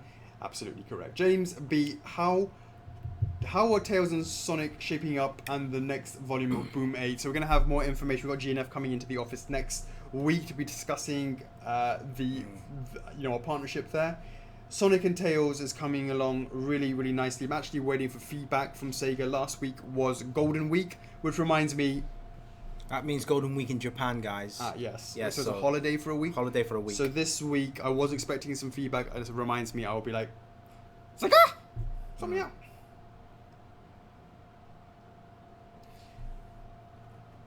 Jose or Josie Rock, sorry for the long question in the... Let me see how long the Seymour is. Okay, that's quite long. Chocks, you go. What? That's yours, isn't it? It's you. In the future, do you plan on revising how a TT works in favour for a more detailed and efficient method? For example, create a poll on insert series and Y and create poll on multiple characters, included linked in the comments thread below to provide more data than just a basic yes/no. There has been a lot of too close to call yes/no votes with Nintendo properties lately because of certain characters being used. The Inklings, for example, instead of Callie and Maria, which makes the future consideration of a series look less likely because of poor performance thus being voted. Information is always useful, and it would be neat to see what people really think/want! ! And you know, Choggle sort of mentioned that a little bit earlier about how there's no reason why you can't revisit it with different characters later on. I mean, I saw that Splatoon poll as well. Definitely. I mean, you get people that wanted characters from the second game, but you also want characters from the first game. You know, like I said, we could always revisit that. Jake Mayer, I'm going to remind you every week until Vegas, when you talk with Nintendo, casually mention you think it would be cool to do a statue of Samus with a helmet off. for Metroid Prime 4. That would be cool. Braden Cole, would you ever do a thing where you pre-make, say, 250 or 350 statues, and then reveal and do pre-orders, and all day ones get their shipped ASAP? Are you talking pre or post club? Because there's always been tweaks and changes, typically. So if that was the case, you wouldn't be able to do that. So the answer is no. I don't ever think we'll do that. The only thing we ever do that for would be things like PVCs, perhaps. Jose, also in the future, do you plan on revisiting the vault more often for things that didn't do so well in the past? The group is constantly growing in numbers, and a lot of not being here prior to Sports Unfolded series. It might make some sense to revisit and see how much has changed. The answer to that is no. In order for me to open up the vault, it has to be really significantly rallied during fun days. If people know what's in the vault and all that sort of stuff. So, I have a really good gauge about what people are pushing for, generally. So, if I see there might be some examples of that, then yeah, for sure, we'll be looking into that. Alicia Lazure, will you guys be releasing more Tekken characters? Kunimitsu, Ling Xiaoyu, we have nothing to report on that. Chris Hildebrand Jr. Alex, how is the numbers for TFM going to work? Okay, we'll talk a bit more about that later. Well, I kind of already said that. Ganon's puppet Zelda is the only one that is going to be looked at. The X goes for the X, the reg goes for the reg. Christina Marie, first things first, what is up, Chocks and Alex? Yo. I want to thank you guys for putting up with my constant begging for Midna. I definitely remember you're always asking, and I had to let you know in advance 2 weeks ago. I felt like I had to tell you guys not to take off work thinking that it was going to be true for Midna's reveal. Shout out to Jake Mayer giving out wrong information. Well, of course he didn't give out wrong information because I feel it will be. Of course he doesn't know. So for you, so I know that you've obviously been something that you've been looking forward to. What was the hardest part of creating her? There's an hour and 40 minutes to talk about that. Is she going straight into production since the beginning as a put of her? That's the answer is yes. Well, straight into production, sort of limited by what we have in production in the first place. Also, can we freeze the Q&A when the stream begins? Because I want to see her in a full glory before work. Are you at work right now? Amy Thala, very excited for Midna. My question is regarding the Avatar TT. How do you feel with how it's going, and are you going to try and meet up with Nickelodeon at the licensing expo? Once bitten, twice shy. 2 years ago, I tried to see them. They denied me last year. I think I tried. I think I sort of semi-tried again, maybe. But in terms of the TT, it's 600 or something. We just saw that. I mean, that's nice, but it's not nice enough anymore. So that won't make me go, because we're now considering bandwidth. So that won't make me, the licensing expo. To be honest with you, it's not. It's a date in the diary, but it's not like if, let's say, Avatar hit 2,000 in 6 months' time. You don't have to wait for 6 months to the following Vegas show for me to make the contact. Mark De Jong, question: is there anything restricting you of making figures from certain games? For example, I see lots of statues come from Wind Waker, Majora's Mask, and Twilight, but I haven't seen much of Ocarina of Time. Well, Ocarina of Time has been done quite a lot. We've done a lot from that. So what have we done from that? 3 versions of Link, Shake, Darunia,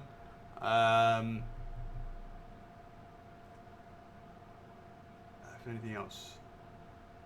Dark Link. Anything else? You guys will let me know if I'm missing anything. That's 6. Well, if you call it, that's quite a few statues right there. Was I missing any? And so maybe you didn't know that we made that from sort of 10 years ago. But, there's definitely restrictions in terms of how many that we can make with Nintendo, because they only have certain bandwidth for us, and likewise. So we sort of have a discussion, especially if there is a game coming up, like, not coming up. Breath of the Wild was coming up at the time we were discussing with it, so it was a bit more focused about the sort of tentpole games. But in between the tentpole games, that's the sort of time to sort of look at other things as well. Link on Epona was not OOT. Guys, don't worry about it with regards to validating, like authenticating past Twilight Princess statues and how does it relate to the True Form Midna. We will explain that a little bit later once we start revealing True Form Midna. Yeah. Okay. Absolutely. All right. So don't panic on that aspect. All right. We'll answer that question soon. Will you, Kurt Griswold? When will you guys announce the winners of the statue giveaway, especially for the Majora's Mask? It's on Chocks' to-do list. He will not let you down. I will make sure it will be announced before my grave.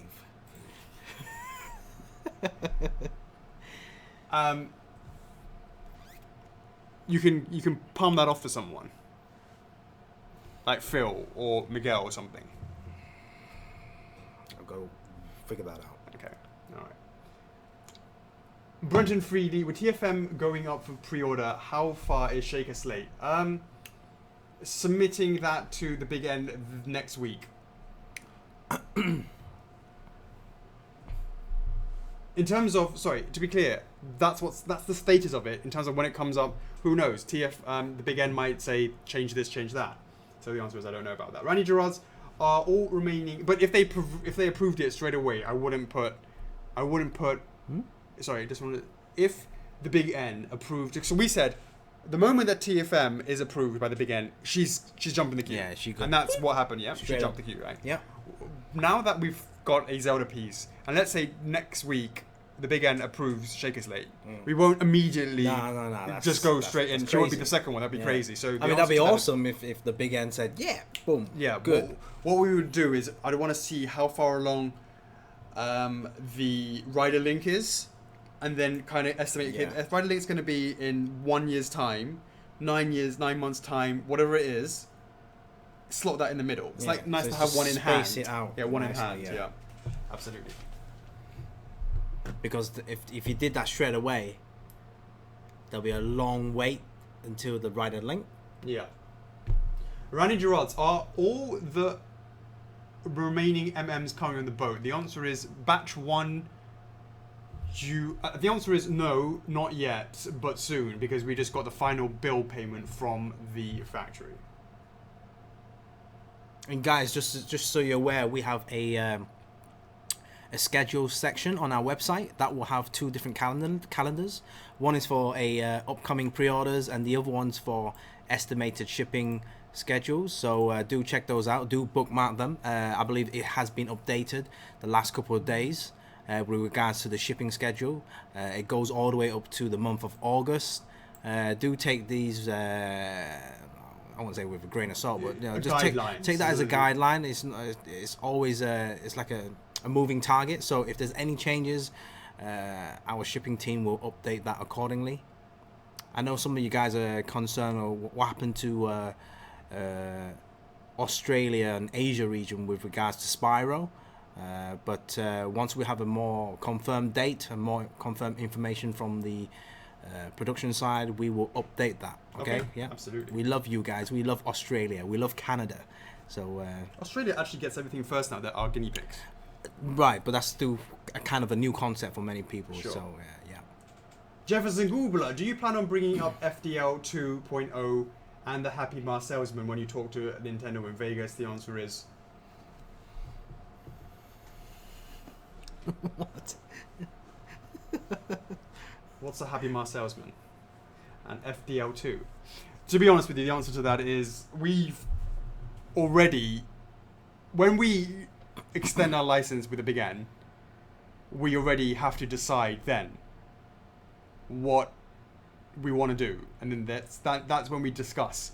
So bringing it up now, it needs to really be something like, to say we have or haven't. I'm not giving anything away with regards to that, but just to let you know, it's more about going through the plans that we already went with. And I don't want to keep going, because what we used to do is very chop change. It used to be like, oh, attention here, and oh, attention there, and then it's not good for the licensor. They're like concentrating on something, and then we sort of go the other way. And that can be quite, what's the word?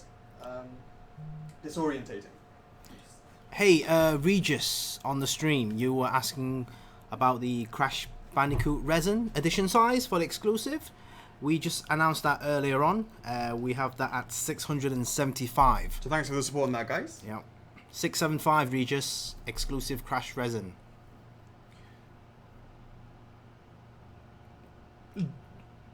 Tyler Wall, give me some points. I want Dante. Yeah, that's coming on nicely. Abraham Sanchez, going to be running the CTR Crash in Kart poll.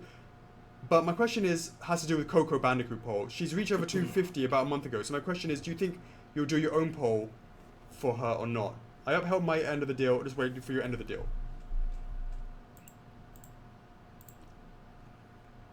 Did I never do one on Coco? I'm pretty sure I did a complete interest poll on all of Crash stuff.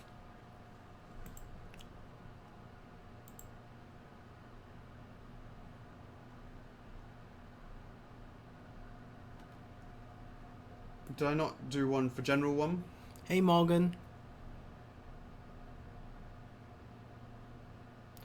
Hey Patrick, we haven't announced anything with regards to Midna just yet, so you haven't missed anything.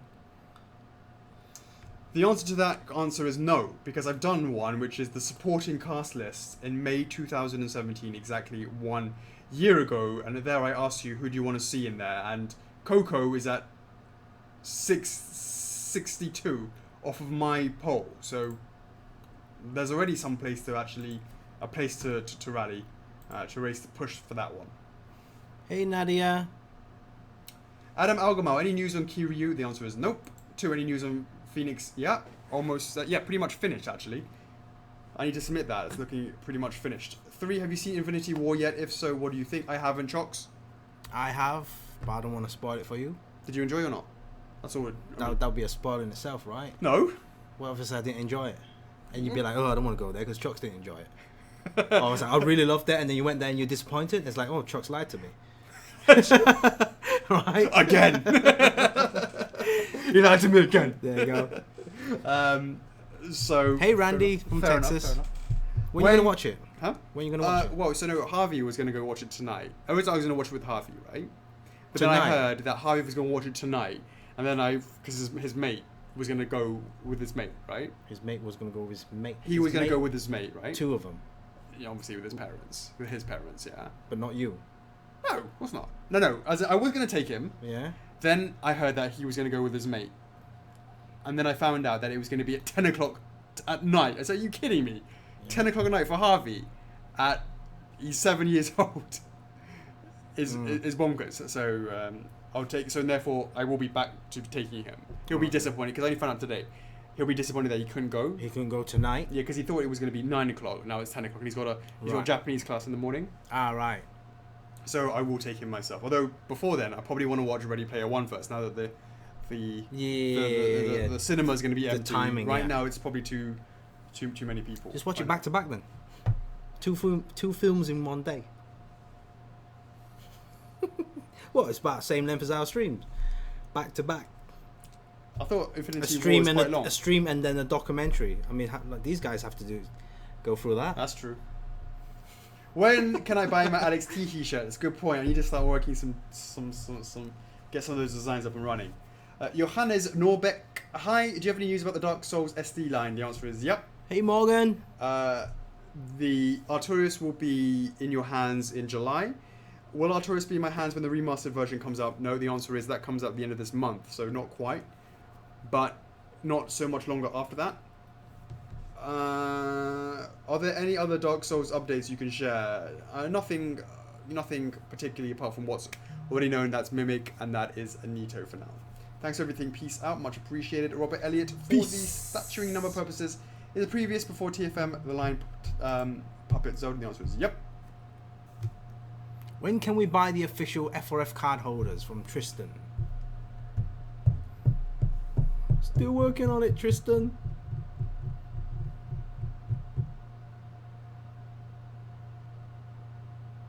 What's up? They're arguing about whether or not I said it was. Yeah, it's definitely after GP. They're arguing. Hey Melody. Hey Jorge. Hey Josh. Mizrahi. Hey Daryl. Lilith. So many people. Nice. What's up, guys? James Tesk, which line is the Sonic 25th considered to be part of? Classic, modern, diorama, or something else? It's the diorama series. I asked because I currently own a Classic Tails exclusive with Classic Knuckles, and I'm curious about the authentic. No, they will not be included. 25th, the one before 25th is Tornado. Do you have any estimate time for the Silver Final batch shipping out? I know it's on the shipping calendar. Oh, haven't even started making it yet. You know, that's sort of getting into the process of that. That's not going to be for a while. Hey Romeo Ramos Jr. Good morning, you all. Does anyone know where Alex got that shirt from? He's very interested. Uniqlo, but it was a sort of a bit of a. I don't know if they're doing them anymore. It was kind of like a limited time. Do you remember I had that Samus one as well, the Metroid one, 25 years Metroid one. Do you remember? That's when we did the Varia suit last chance weekend again. I couldn't remember. No, I don't remember. I didn't remember you wearing that. No. Was that the let me see, Uniqlo Metroid 25? Hey Caroline, yes, I have a Red Bull, thank you. This one. Oh, you wore that? Yeah, does it ring a bell? No? No, I didn't know. You guys excited for the World Cup? Hussein.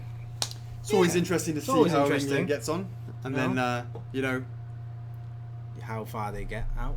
Like yeah, and they usually get kicked out the second round. I'm quite fortunate that you know I have quite a few nationalities that I can support. Right. Randy Gerards. What needs to be done for 50k reveal that causes it not to be ready in time? The fact that it's so far. The problem is announcing something so far in advance. A classic example was Bayonetta. Should never have done it. That's the problem with it, and that tied to a date just because it's a milestone in the club should not be the reason to show you things so early, because it's like sitting on the thing for so long, and it's kind of I feel like it's not.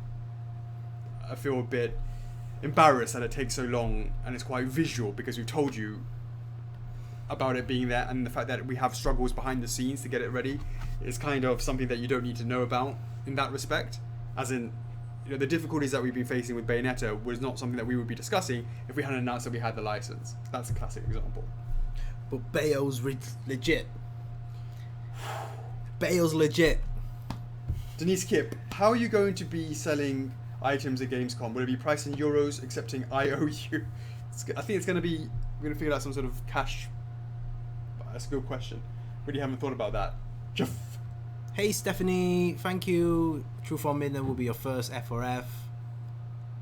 Marcus Albertson, the never any question, will you produce TP Link 1/4 scale later down the line? You know, that's obviously something that I need to discuss with the Big N. It would be a shame if we couldn't do that, but hopefully the answer is yes. But I don't have anything to say concrete at this stage. Troy Blair, any Zelda news? Absolutely, there is this week, you know it. Jennifer Priester, a new person there. What is going on? Will there be something else coming up with this version of Epona?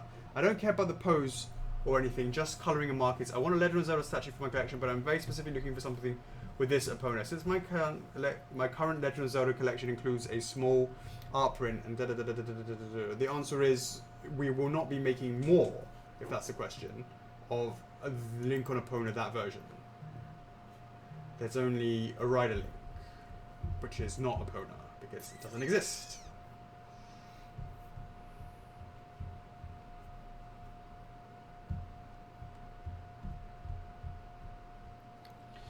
Angela, which console did you originally play Twilight Princess? I played it on the Wii. On the Wii? Did you play it?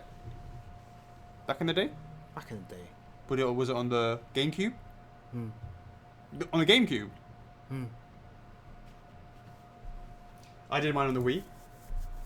All about that motion control. Yeah? Yeah.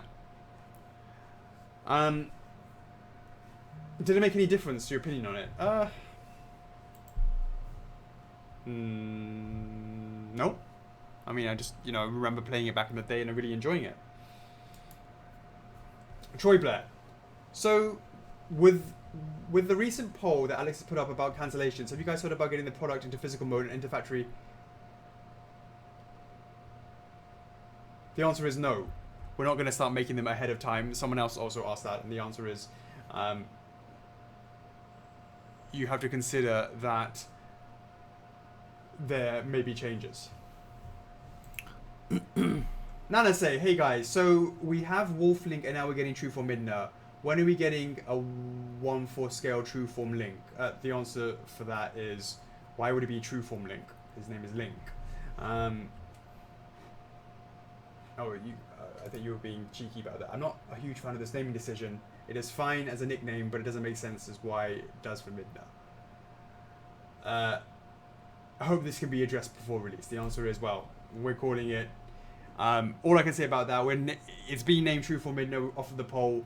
In terms of the packaging and all that sort of stuff, let's submit that and see, with the name Trueform Midna, and see what the big has to say about that.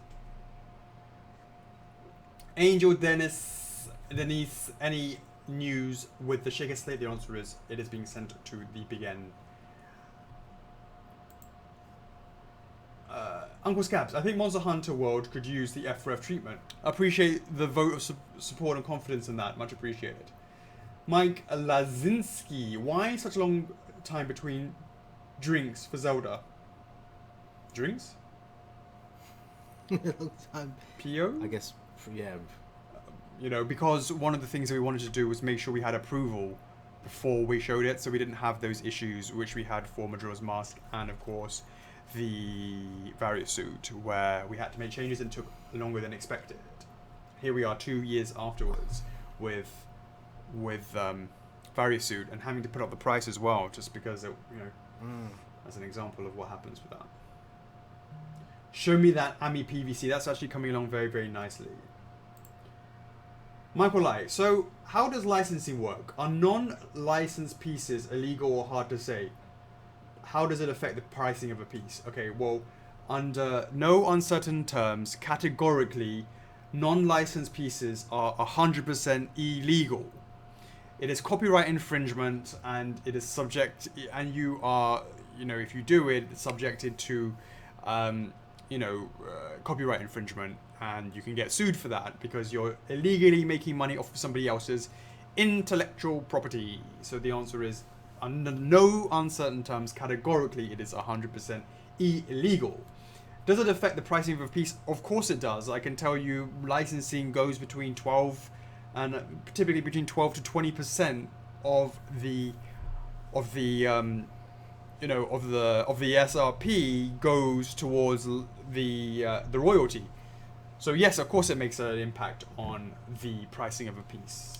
But just when we're talking about this subject though, because like guys, I'm not sure if you're in the hobby, the collecting scene, you might be aware that out there are more and more companies that are doing licensed properties, but without paying for the license. There's more and more guys are doing that, and the prices for those are very high. Sometimes it's higher than ours. It's crazy. It is crazy. So Michael Light also asked why there's still non-licensed stuff around, and the answer to that is, well, the reality is the location where they come from is usually in places where copyright infringement is typically hard to enforce. In terms of coming out of China as an example, coming out of, I don't know, wherever it may be, and the copyright holder, if it's a Japanese company or an American company, typically or a UK company or a EU company, whatever it is, will find it difficult to sue a company, if it's even a company, and sometimes it's not just an individual, outside of their typical operations, and try and deal with local courts. You can't sue a Chinese company in America for copyright infringement. It just doesn't work, because they're like, you need to come to court for the summons. And they're like, 什么? 再见. As an example, right? So so therefore it needs to be almost kind of under the radar, so that you don't raise your head above the parapet. But to be honest with you, even if you did, for these sort of numbers, at least for our industry, it's so niche that they typically, licensors usually turn a blind eye. Maybe, I mean, but nowadays those numbers, the edition size they set going up and up now. Yeah? They're going higher and higher, and the prices are going crazy high as well. Yeah, sure. I mean, the answer to that is there's no regulation against it. There it's whatever no regulation, it is. And, yeah. you know. So and the barriers to entry is much, much lower nowadays in terms of anybody sort of creating that sort of stuff through the 3D printing. It's a seriously, you can easily find that stuff on Facebook. You know, they're always hidden there, like a closed group or a super group, a super secret group. Sure. Yeah. MAD, if a TT is about a specific character like Shulk from the current TT, but I'm not interested in him, another. So your question, Josh. What? Who's this? Hey, Mark. If you just rewind this video for about half an hour ago, I would have answered this kind of question like twice. Okay. Sorry, Mark. Hit me up through PM. I'll answer it. Romeo Ramos Jr. Did F4F mention the size of 2FM? I'm going to find everything tomorrow. You will find everything out tomorrow. Matt McCullough. Any chance of Bloodborne? That's pretty. What's the word? Busy, crowded for now, so not at this stage. Lady Baldini, I know there isn't much in the core offering right now, but I'd love to see an F4F pin or patch. That's a good point. You raise that on top. Guys are hearing like loud humming really? noise. Yeah, are you guys hearing a loud humming noise? We've got these mini portable fans. Yeah, sorry guys. There's no aircon in the office at this time of hour. Shit, this is a short one. What do you want? Extension? Is that a longer one? Is that long? Is it being used? Is that long enough? It's chat with all, to be honest with you. You can have the extension here if you want. Put that in as well. Oh, sweet. Much appreciated. 1 second, guys. Sorry about this. Getting hot in here. Whew. Only because we know it's coming up to... Yeah, there's that midness over there. It's getting hot in here. Lady. Can still hear a bit from that distance. Could it be mine? Is it yours? I put it on low setting already. The lowest setting. Is it directional? Have a look at the direction on this thing. This is... should be just sort of this area. Sorry, guys. Any better? No, it's more like bored. Yeah, exactly. Love to see an F4F pin or patch. Okay, yeah, that could be pretty straightforward, pretty easy. We could do that. Yeah, we should do that. I'll speak to the boys and get that done. I think that's an easy, low-hanging fruit to do that straight away. Straps on larger boxes, yeah or nah? The answer is nah. Rani Gerards, when will the early waitlist conversion going to be a thing? It's so difficult for us to do that because we've got to understand it can't be that quick because it has to be split up in the warehouses. Is that right? Because we don't know how many we're making. The answer is, we tried looking at that before. It was pretty difficult to do that. I had to recheck with the team about why that was. Peter Decker, as a fan of multiple lines that you're currently representing, I'm not asking for all Zelda all the time, but I'm very terribly disappointed in the recent drought of Zelda figures. Can you please assure us that the drought is over and enough projects are in the works so you can get at least 3 a year? Okay, well, I can't assure you that. But I appreciate the difficulty that I can appreciate the drought, and hopefully we're over the worst of that. There is definitely some stuff that we're working on that could possibly lead to at least 2 to 3 a year. But I would like to say with full certainty before I answered in 100% clarity. Yeah. Sarah Arrington, will the current series of The Missing Link... Will this get the missing link? Yes, I appreciate that. Anything on Morrigan? Nothing to report. Although Jessica Castig would like it sooner, could you please tell me Phoenix Wright is further down the road? The answer is... well, we still need to go through approvals, then we can worry about when we're slotting things in. Chocks, what do you hope that I'm going to bring back for you? What do you want? No, nothing. Some. Let's see what What do the license want to give me? Yeah. He's alright. They're Oh, alright. really?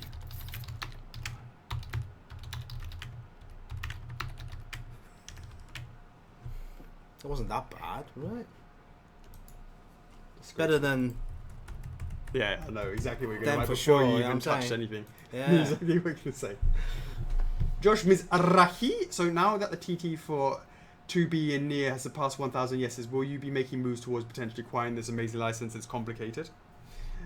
Peter O'Boyle, boop, indeed, yes. Yamil Lopez, I'd like to know why some people are getting a second replacement for Kirby and mine was completely denied. The answer is I don't know anything about your case. Please go through CS. You just need to... I'm not sure what your specifics are. I can't answer that. Josh Thomas didn't see any questions about Ica yet, so I guess I'll be the first to bite on the Q&A. Okay, let's see more.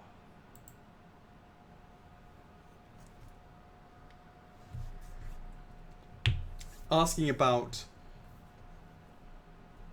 the Ica poll and whether or not we've had any further internal conversations about it. The only internal conversations we've had about that is we feel that there is a distinct lack of support for her. So we didn't even bother going into specifics. James Bennington, will you be finishing the production run of Amaterasu life-size bust? Probably. I think we... Probably not. Because it's kind of already started production. Well, no, I don't think so. There's enough of a buffer right now. We think we got it kind of right just now. Michael Pilot, hey guys, with my new job and all, I won't be able to watch the streams anymore. So to hear that, that doesn't mean you won't hear from me. My new question is, since it's TFM release, I'll give you some slack. Alphonse changes done. The answer is nope. Do you need to repaint? It's more of a repaint thing rather than a reprint thing. Once that approval, it's flies to Japan for final approval. Nope, we can do that off of pictures, I believe. And thanks for the best wishes on the launch. What's up with the core line? We need to sit down and figure that out for sure. We need to sort of, it's sort of something that we sort of started and we need to do better with that.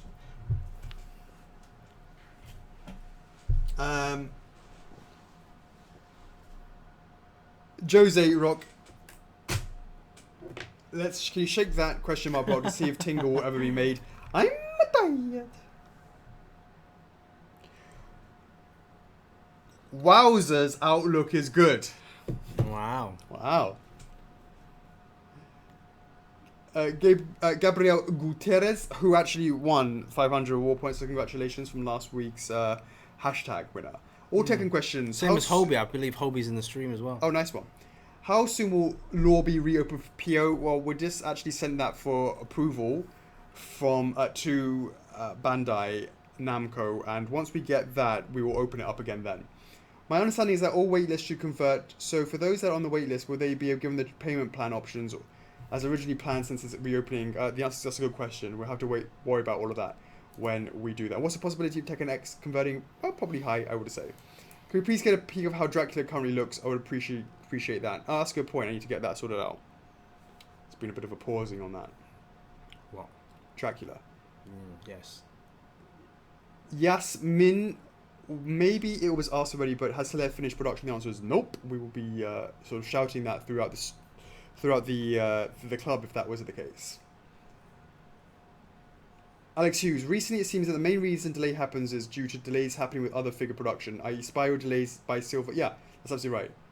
Is there any plans to get more factories working so this happens less often? The answer is we already have multiple factories for, off the top of my head, some that start off quick and then we give them more stuff and then they slow down, and that's why it's kind of like a constant rotation. It's really hard to gauge things. It's like pushing a boat and then seeing where it lands in 2 months, 3 months time. It's super hard to react to it quickly because they've already had the PO. You can't like not give them it, right? And it can only be done at one factory, so it is what it is. And so and then there's a factory now which only has one item in it, so they would give them more stuff to do, and then they get blocked up, and then by that time the other factory that was originally blocked up has less, and so the cycle goes. It's not easy to do anything about it, apart from keep finding more factories, which we are doing, but doing it in a very safe way, as in not to do it in a very not safe way, I guess. Manageable way. Manageable way is probably a good way to say it. Yeah. Manageable way.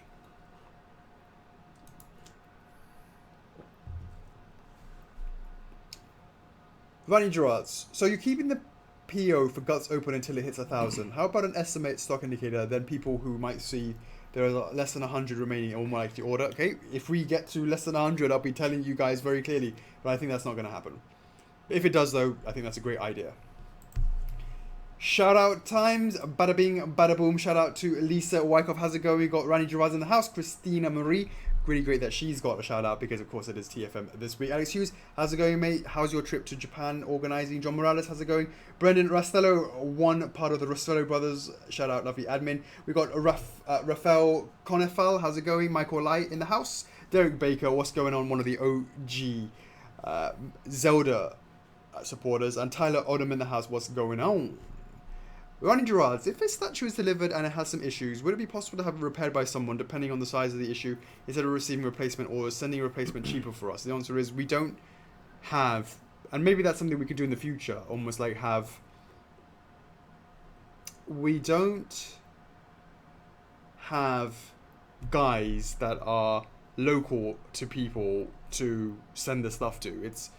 It just works out to be probably cheaper just to send the replacement, I think, because the cost to receive it, then you got to send it to this guy and he's not even in the States, and then he's got to send it back, and then there's a breakage when it gets returned back. Yeah, I need to follow up as well. Yeah, and there's a breakage that could go wrong there, and then we'll be responsible for that, and then the shipping costs back, and then paying the repair guy's fees. All this sort of stuff means it just becomes easier to just do it by the replacement, just doing a replacement. Joe Williams, when will Shake a Slate be available? The answer is we need to get it approved first, and then we will see where Rider Link is and trying to slot it in the middle between that. Randy Gerards, do you have any relatives that have one or more of your statues and Chocks doesn't count? No. Which actually, now that you made me think about it, makes me sad. Adam Foley, do you definitely could have a trusted repair guide list made up? Okay, that's a good question. Could we have a list that we recommend? Well, to be honest with you, we don't have any experience with that. Maybe we can take a list from product suggestions that people let us know. Like people who've had experiences with people who've had repairs done. But that's something that probably deserves a little bit more what's the word, thought. A little bit more thought about that. Robin asks, any updates on the Crystal Dragon? The answer was, I'm making more changes on it. I still wasn't happy with the final part of it. I had it it was in the office last week, and I wasn't happy. So it's getting changed. Adam Foley, someone up above asked how the Sonic and Tails diorama is coming along. My question is, when will we get the next sneak peek? Oh yeah, sneak peeks. Let me get some. It's 3D is already done. I want to get approvals from Sega to go to the next stage, and that's when I'll celebrate by doing a sneak, just to keep you up with that. Obligatory, any news on Persona 5? There's nothing to report. Cheers, fellas, keep up the great work. Much appreciated for the support. Kurt Griswold, why was Banjo pushed back on the OP list?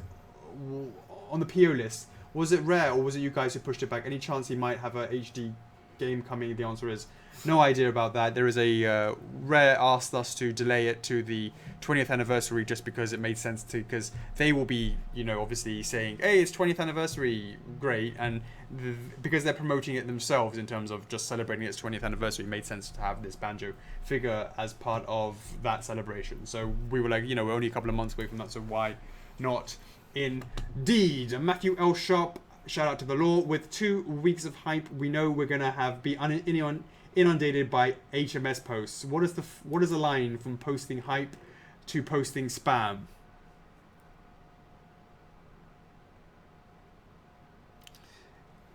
I think that's gonna have to be a really evolving question. I think that's a good question. Let's see how it goes. If people are, as long as not the same people are posting the same post on different days, then the answer to that is that would be spamming. If they all post them at different times, their own posts at different times, then that's something we can't, I think we have to allow that. So therefore, let's say there's 10 people, there can only really be 10 posts about it. And they can't keep spamming that every day. Yeah, I think that's sort of the way to do it. Michael Light, it's all about that black base. You're absolutely right. Denise Kip, what happens to F4F points orders that have been placed on entry level and you've been bumped to bronze? Do you get double automatic when the order completes? The answer is yes. That was something that wasn't the case. And then shout out to Andreas, he managed to get that right. So if you place an order when you're entry and it completes when you're bronze, you will get a bump in points. Michael Light, can video party and chill after Netflix and chill? Video party and chill. Oh my god, I wish we could do that, but yeah, I like it. It's a lot of videos. Absolutely. Kevin Bookbinder, is there a best guess on Mario and Yoshi pre-order quarter? Could be determined whether you order midnight. The answer is ages away, not even ages away. Q4, Q1, probably where we're looking at. Nikki Ramin, how is the SIF edition size and replacement production going? I saw that they were working on the production molds because the old ones were already knackered, so we had to remake the molds. So that was being done last week. Knackered. You said you checked 2 weeks. Yeah, so it's been done. Is SIF after Ornstein the SD line? We are not giving anything away about that. Larissa Walker, when do you estimate Crystal Dragon to come up for pre-order? Will it be after Spyro ships? The answer is no hard rules. It's coming towards. It was in the office last week. And I wasn't happy with it. So if I was happy with it, maybe it would have gone higher up. But the answer was I wasn't happy with it. So we will need to make sure I am happy with it. And Chocks is happy with it, and we're all internally happy with it. Then we will do it. Brendan Rostello, regarding Ica, any chance we could taking the fan input to create a current poll and rerunning with 2 to 3 options? Delphina Space. I think all the different options confused. Okay, fair enough. Brendan, let's talk about that in the Addy chat, and I'll be happy to do that for you for sure. Victor Vilgrin, what about Amy Rose? You said you would be choosing and seeing how the statue would end up like. What exclusive to add? You said would be choosing, as in you would be. The answer is yes, but then I came up with what I think is a great thing to be doing, and that's what we're working on. How is Fighter Kirby doing? Have you looked up about those broken pegs and will you fix those for new batch? The answer is yes. We are making the new batch now, and yes, we are taking that into consideration. Nick Teeves, what's up? Just a few questions. Any updates on Dante and Bayonet? Nothing to report. Will updated images of all the changes with Guts eventually be posted when complete? The answer is yes, of course. As a Fonz, it's going to be the most expensive piece you've made so far. Is Alphonse? The answer is I don't know what the cost is from the factory yet, and that's what. But the answer is very likely it's huge. It's massive. It's far thicker and bigger than Guts. So the answer is very likely.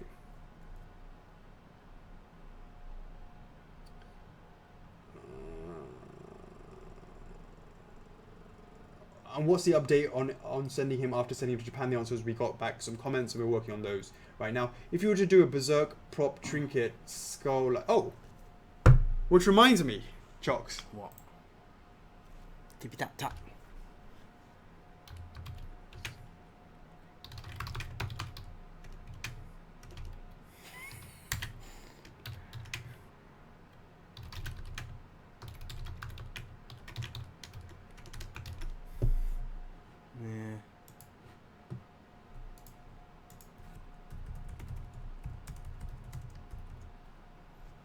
True that. I don't know what reaction you want from me. If you were to go to a Berserk prop trinket line, would it be after the line or during the line? During the time the line is being done. Oh yeah, I'll run a poll on that to see if anybody wants anything. Then there'll be discussions about that. Is Classic Cortex resin coming up for pre-order this year? Maybe at the back end. Any other anime lines currently in the early stages of development that we're not aware of? I'm not. That would be something that we would never tell you at this stage. Lastly, when can we expect a sneak of Skull Knight? The answer is maybe in a bit, maybe in a few weeks to a month or so. Good night, good day to you, much appreciated. Also, I say give the convention another convention a try. You learned a lot from NYCC, so why use it to make... Oh, the answer is yes. Well, we're doing that. Gamescom. We're going to try it again. Renske Morik, that's a new name. How's it going? Alex, can you ask Denise Keep to stop feeding our dog my pancakes? Denise, stop feeding your dog your Renske. Renska's, I'll go for Renska's pancakes. Naughty. Michael Lai, making of and chill. You know, we could do that. What? There's no reason why. Making of what? Ah, shit. You have to, like, upload it to Facebook. Ah, yeah. You'd have to upload it to Have to Facebook. upload all the making ofs. Not all of them, but, you know, well, yeah, I mean. Yeah, we could watch. We can watch the whole making of documentary together.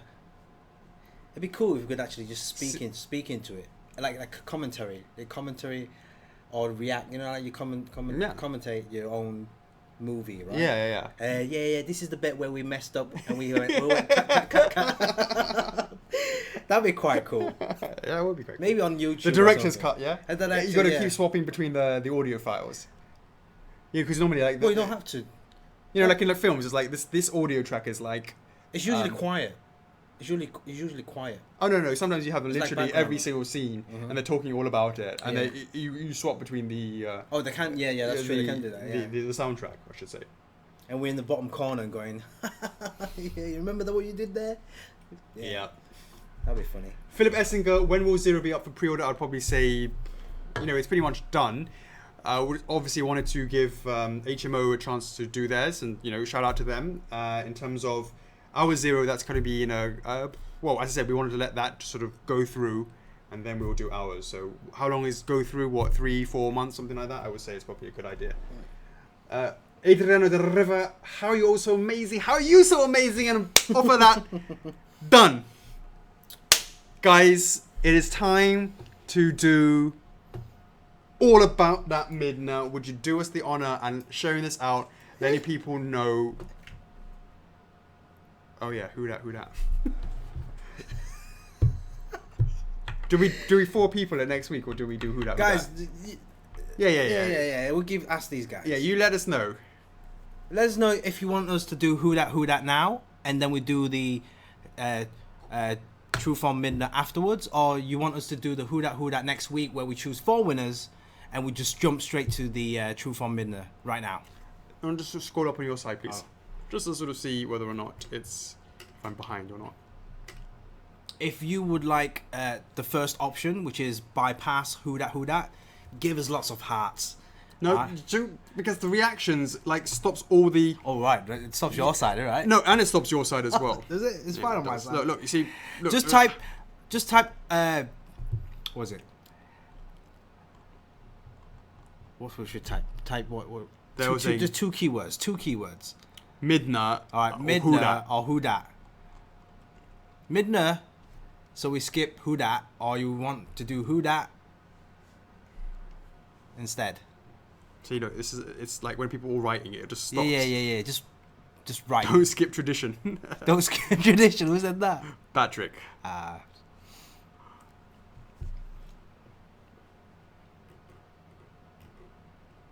mine kind of stops there, innit? Mm-hmm. It's the same.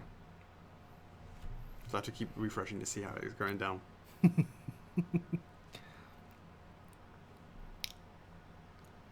First time here, says Binkster. What's who that? Yeah, it's probably one for the next one because there's quite a lot to go through, right, Chocks? That's right. All right, we'll do who that next week. Who that next week, guys? Double 4 winners. 4 winners next 4 week. winners. Yeah, let's 4 winners. Let's bring the lady out. Alrighty, let's do it. Let's bring the lady out. I need to go for Oh, wazoo. a Wazooie.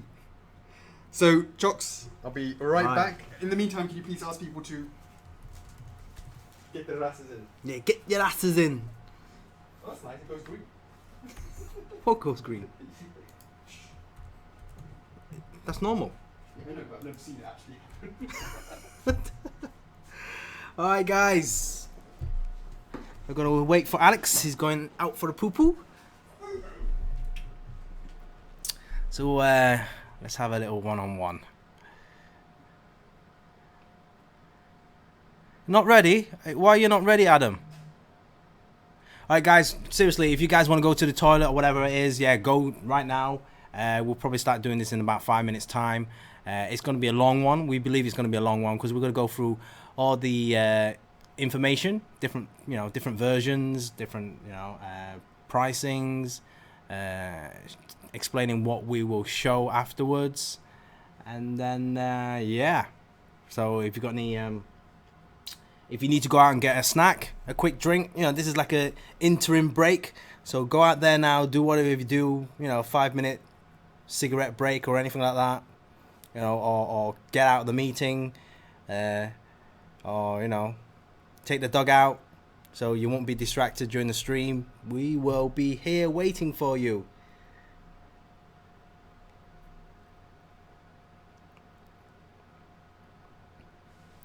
Take the big man's seat while you can. Be the boss for a minute. Nah. I don't want to sit on that chair. It's really dirty. 15 minutes? Come on, Brenton. Nah, I'm not falling for that, Nana. Say how many variants? Yes, Melody. It will be Midna.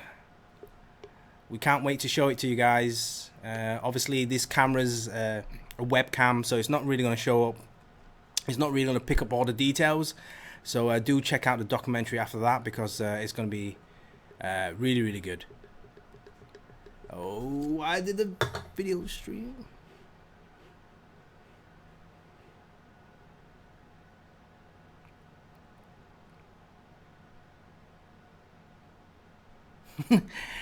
Jake, your chair has Red Bull stains. Are you sure his is cleaner? Alright, come on guys. He's back now. You've had your break. Is Lorenzo on the stream? I don't know who's Lorenzo on the stream. Yeah. I'm doing alright, Lilith. How much is the price? We will let you guys know later. Alright, Chocks, do you want to... Are we ready to do it then? I'm not going to give any hints about the price, guys. Let me just ask IT whether they're on the stream because, you guys need to reserve. What are you doing? We're just going to take this off, innit? You want me to do it? Oh, you get over there. Good point. Yeah. And you want to catch up on some of the messages? Is there anything I need to is it frozen? I don't know why. Messages are fine. The camera's frozen. Yeah, the camera seems to be frozen. Ah, Jesus. What? 1 second, guys. Let's see what's up with the camera. Can you guys hear us, though? Yeah, you should be able to hear it. Frozen. Confirmed.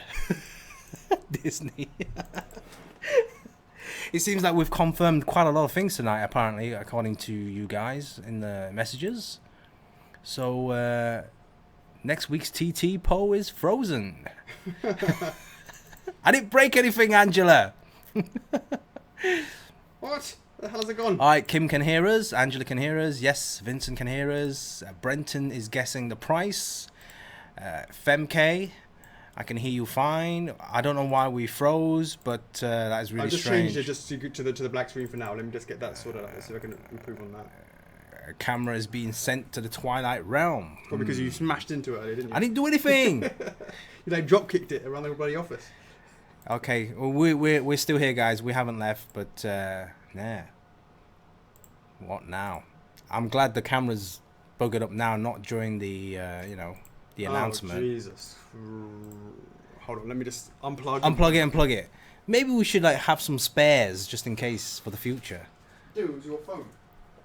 Huh? Did you change that? Change what? I didn't leave my seat. These guys were telling me to sit in your seat. I said, no, man. It might be because I actually stepped on it. Oh, come on. It was you then. There you go, guys. Might be. Because I took my shoes off. Right? It's kind of white. Has it made any difference? The only time you wear shoes, and you took your shoes off. Yeah. And you buggered up the camera. Yeah. Is it 351? All right, there you go. 351. All right, sorry, guys. Hold on 1 second. Let's see if I get this working. Come on, Brenton. Oh, there it is. Oh, we're back. Ish. Angela says, turn it off and on again. You work in IT? Just reset everything. I didn't do anything, Brittany. Transition into that. Now you just need to sort of resize that. Sort of Chabador like that.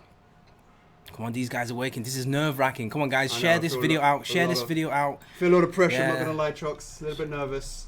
Nervous? You're a Yeah. big boy. Why are you being nervous for? Nervous, yo. Hey, thanks for joining, Stephanie Swan. Perfect timing. This is What's that? going to be the unveiling of What's that?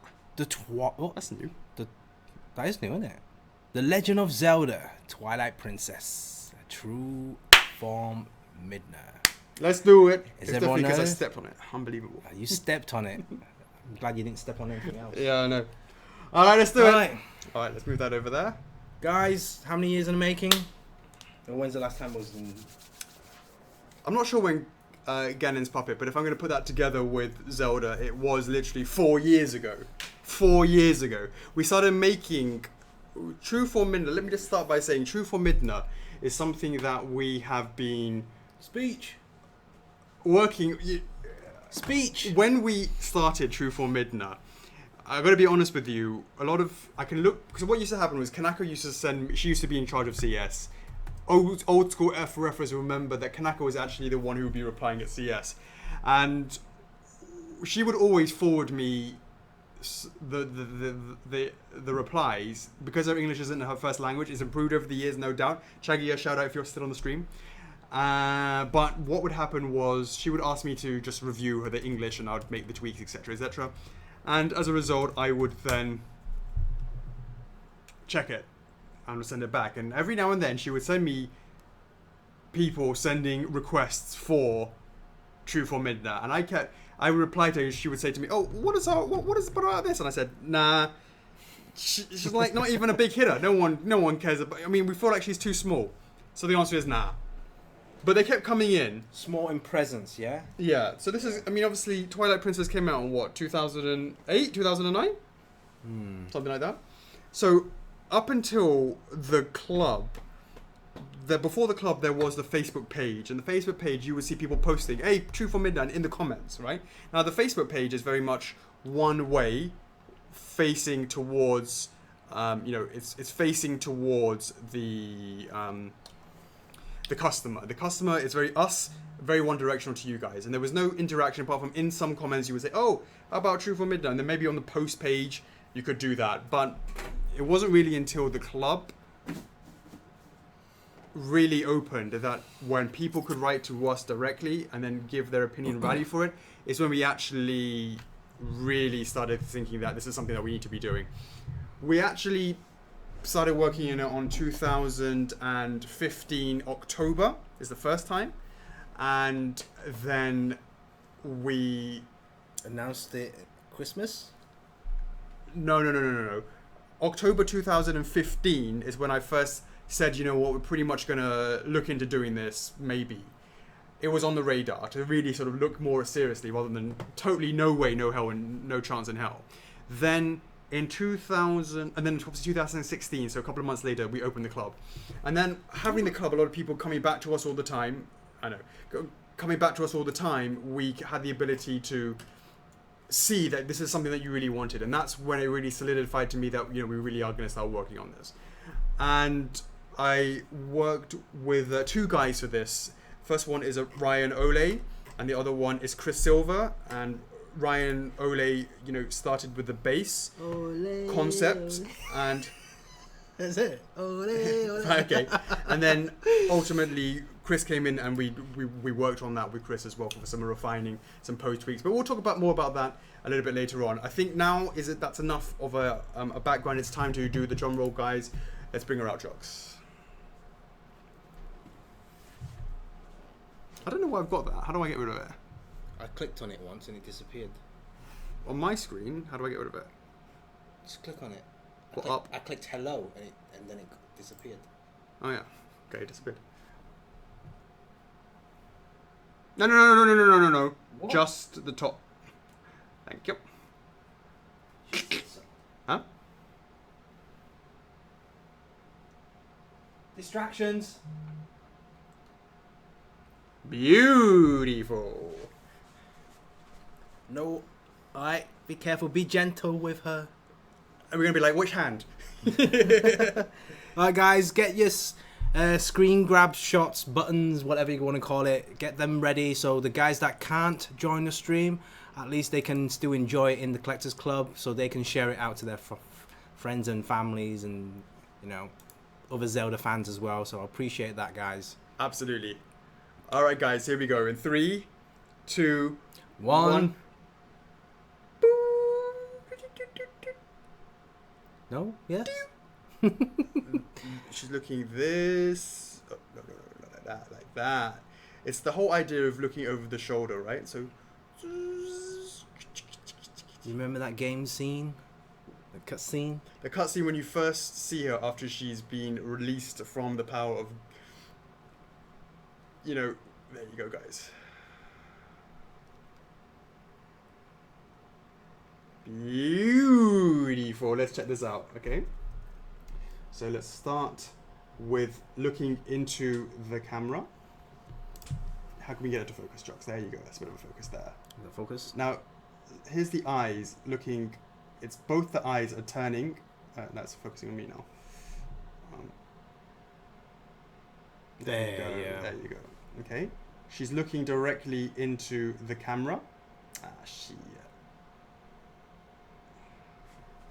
Cover you up, Chocks. Piece of paper? Yeah, maybe a piece of paper. Hold on. Can you guys, is it working? You guys seeing it okay? Okay, yeah, okay. All right, cool. Okay, thanks. Is that straight? Yeah, that's better there. Okay.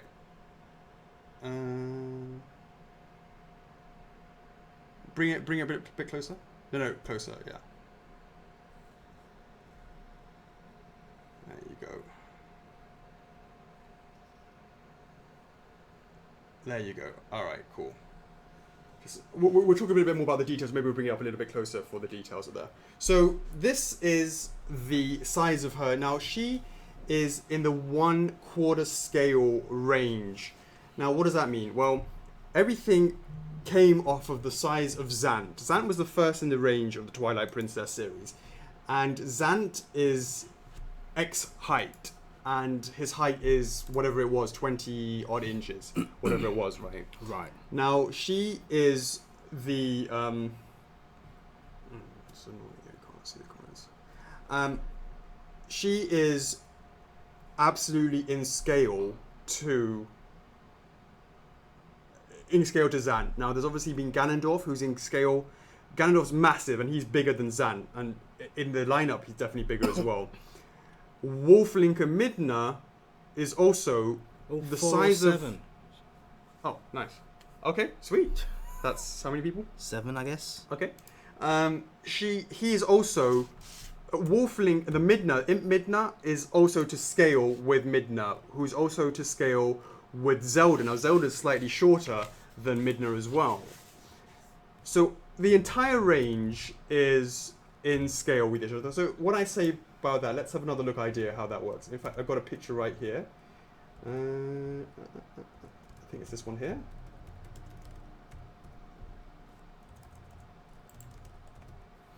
Oh, hold on. You want me to hold that? No, it should be okay. I'll just bring this up here. There you go. This is a better idea, so you can understand the sizes of everything. So obviously you start with Ganondorf on the left. You can see how big he is. You compare it to Zant.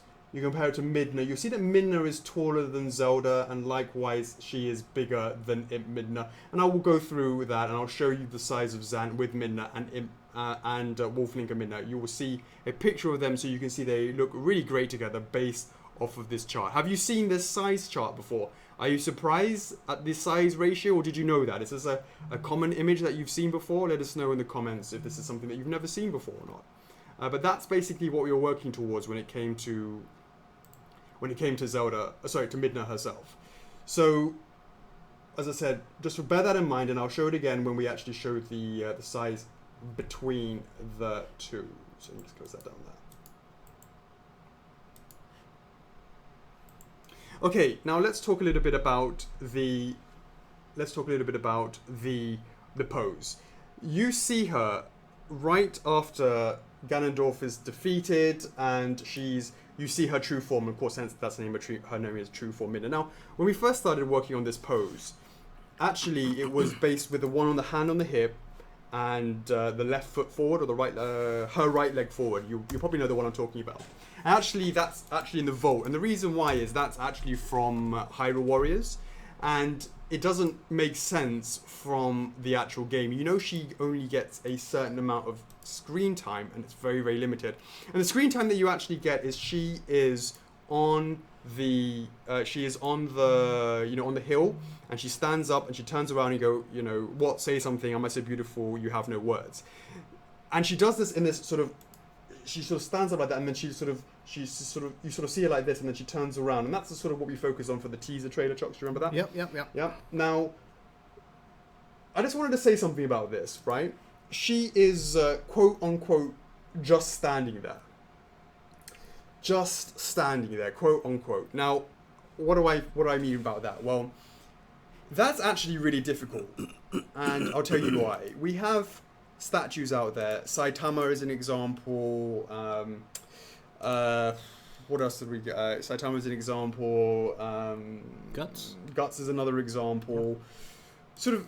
I'll even say something even like Dark Link, right? Where they're doing these pretty unnatural poses. When I say unnatural poses, I mean it's not a pose that you'll see every day. You don't walk down the street and see someone like Guts coming along to swing a knife, massive sword I should say, at you. You don't see someone like Saitama mashing up against the road about to do a massive one punch. You don't see that every day. And as a result, you have no point of reference. So it's actually easier to do those sort of styles because it needs to sort of semi-look normal, but you don't know what that looks like normally in a day-to-day life. Now, if you guys know a little bit about the Uncanny Valley, you know it's about having to have something that's so close to being something, in this case it's human, that actually it's really difficult to get it to be 100%. It's like 99%, but that 1% is called the Uncanny Valley, and it's really hard to cross it, meaning that you can tell as a human when you look at a humanoid or an android trying to act like a human, you're like, ee, that's creepy, and it's not correct. It's trying to be too close to humans, and therefore it's much easier for us to spot that it's something is not quite right. This is called the Uncanny Valley. Let me know if you've heard about that before. So if you know about the Uncanny Valley, if you take that concept and you put it into this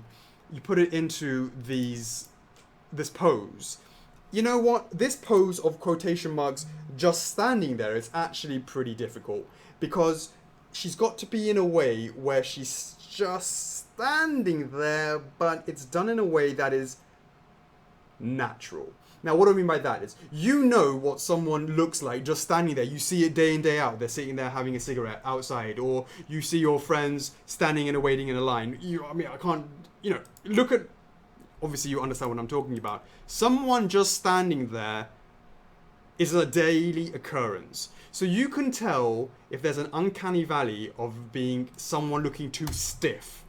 If someone looks really stiff, you can tell. It's because you know so much what a normal standing position is like. You guys know what selfie's all about. So you know what a standard standing position is like, and therefore it's actually something that is quite hard to replicate, to do what is quite very small and subtle changes to make the pose seem natural.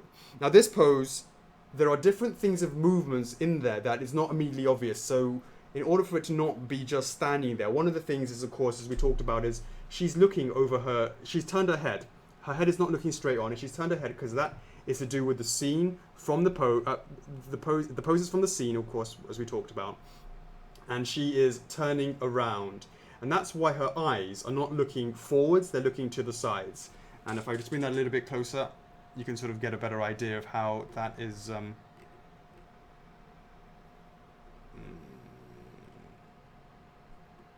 Sort of see that like that. There you go. She's looking into the camera like that, so you get a better idea of how the eyes are turned. Now, of course, I'm now just talking about the pose. We'll come into details a little bit later. And her arms are not just hanging straight down, are they, Chocks? So you can see that they're angled backwards. Yep. And you can see there's a sort of bend in the arm, and that sort of turning motion is kind of natural when you turn. You have a little bit of bend in your arm as well, and in order to do that, you have to get a sense of movement in the cape to also allow, or the cloak. In order, you can see the movements in that. In order to give a kind of this kind of realism to something that's quite straightforward, just standing there, and it's really something that we spend a lot of time just trying to get right. And so, just to be clear, as I said, the original Twilight Hyrule Warriors version is actually what we originally started with, because in fact that pose is actually quite a bit more sexy, I would say, and also it's not really canon when it comes to the actual game. It's also would have been actually a little bit easier now I think about it, because it's quite a sort of pin-up sexy pose that is not often seen. That actually this standing there it was a bit more challenging for us, no doubt about it. All right, so let's talk a little bit about the details. So the first thing is, she is obviously not in cloth. She's got this sculpted thing, which is really all about, with that really subtle pose that she's doing, she's simply turning her head, Chocks. She has to have that realism coming in from the clothing. The clothing really helps to get that. So you couldn't really get that with a fabric cape, fabric cape and a hood. Also, if we talk about the details, look at the head, look at the crown and the head. We'll call it the forehead jewelry on her forehead. This has been would be pretty difficult to get that really sort of lovely sort of pointy shape and all that sort of stuff. Really pretty difficult to do that without having resin. Very difficult to do it from a shall I say, from a from a cloth cape sort of point of view. It'd be pretty difficult, yeah. Right, to sort of maintain that kind of perfect shape. So if we keep going down and we actually look at some of the details, you can see that there's been weathering added to those details for the crown.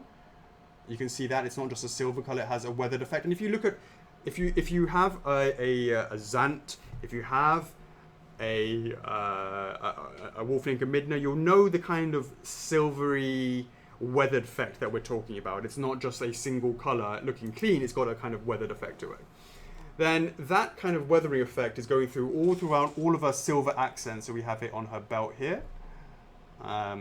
There you go, we have it on her belt there. We have it on the hairpiece there. It might not be so easy to see it on the stream, but it's definitely there. You'll see it more in regards to the,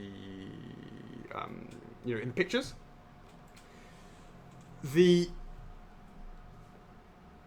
actual effect itself is, because now we were in resin, Chocks, we actually had we painted this kind of dotted effect to give a little bit of depth to the cape color. So if you look at this, if you actually look at the cape itself, I'm not sure if it's going to pick up on the actual, can you see that? You see that dotted effect right there? Now that's definitely something that we added to give it a bit more depth to it, and that's going throughout the entirety. And even on her, her face, it's very, if you can really sort of, we have a little bit of very, very subtle green. It's going to be kind of hard to see it. Maybe. You can see it there. So little dots on there, just very subtle bits of almost. So it's not just one flat color. And I guess you can sort of see it. It's going to be really hard to pick it up, but maybe you can sort of see it on her belly. There you go. Can you see that? The little dot effect going through there. Now, the thing about Midna, of course, is that this cloth, sort of this cape and all this sort of setup, it's something that we had to make sure that when we did the patterns, of course, it's really a big part of her, right, Chocks? She's got all these beautiful patterns on it. And we struggled with this quite a few times, and it was all about the way that this pattern was applied. And it took a lot of time and effort to figure that out. And this is just the prototype. There are definitely some improvements that we can do in terms of just the application of it. But what I will say is, we first painted her completely black for the cape pattern, and we had a problem right here. So if you look, you can see these Chocks. I'm going to point to those lines. Yeah. These lines here. Yeah, these lines are black, right?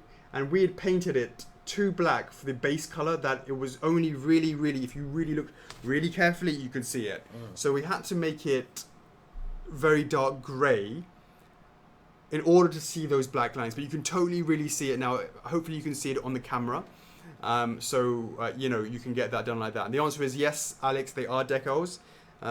So I had to apply it in that method, and that was really tough because decals are flat, and the figuring out with the movement of the cape and all that sort of stuff, because when you have a movement, you'll see, like, she's turned her head.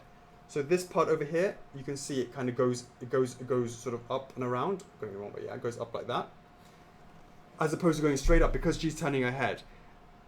And that was really tough to try and get all of that figured out. And we probably went through 3 or 4 or 5 different times, and it still wasn't right. And then, you know, so we got there one by one and all that sort of stuff. So now with one of the things that we had done that we had to make some changes of was Midna has a lovely sort of body, in the sense that it's she has this sort of slimness to us, but she's not muscular. And what I mean by that is she has this line going down the middle, and this is something that the Big N had basically, had requested, that the initial sample didn't actually have it too obviously. And Chocks, do you want to sort of bring it a bit closer? Yeah. There's a little line that goes down that separates her midriff, but she's not sporting a 6-pack. Now that line was definitely something that was requested to. There you go, you can see it there. To give a separation down the middle, it's subtle. Now you have the single midriff? What the hell am I even saying?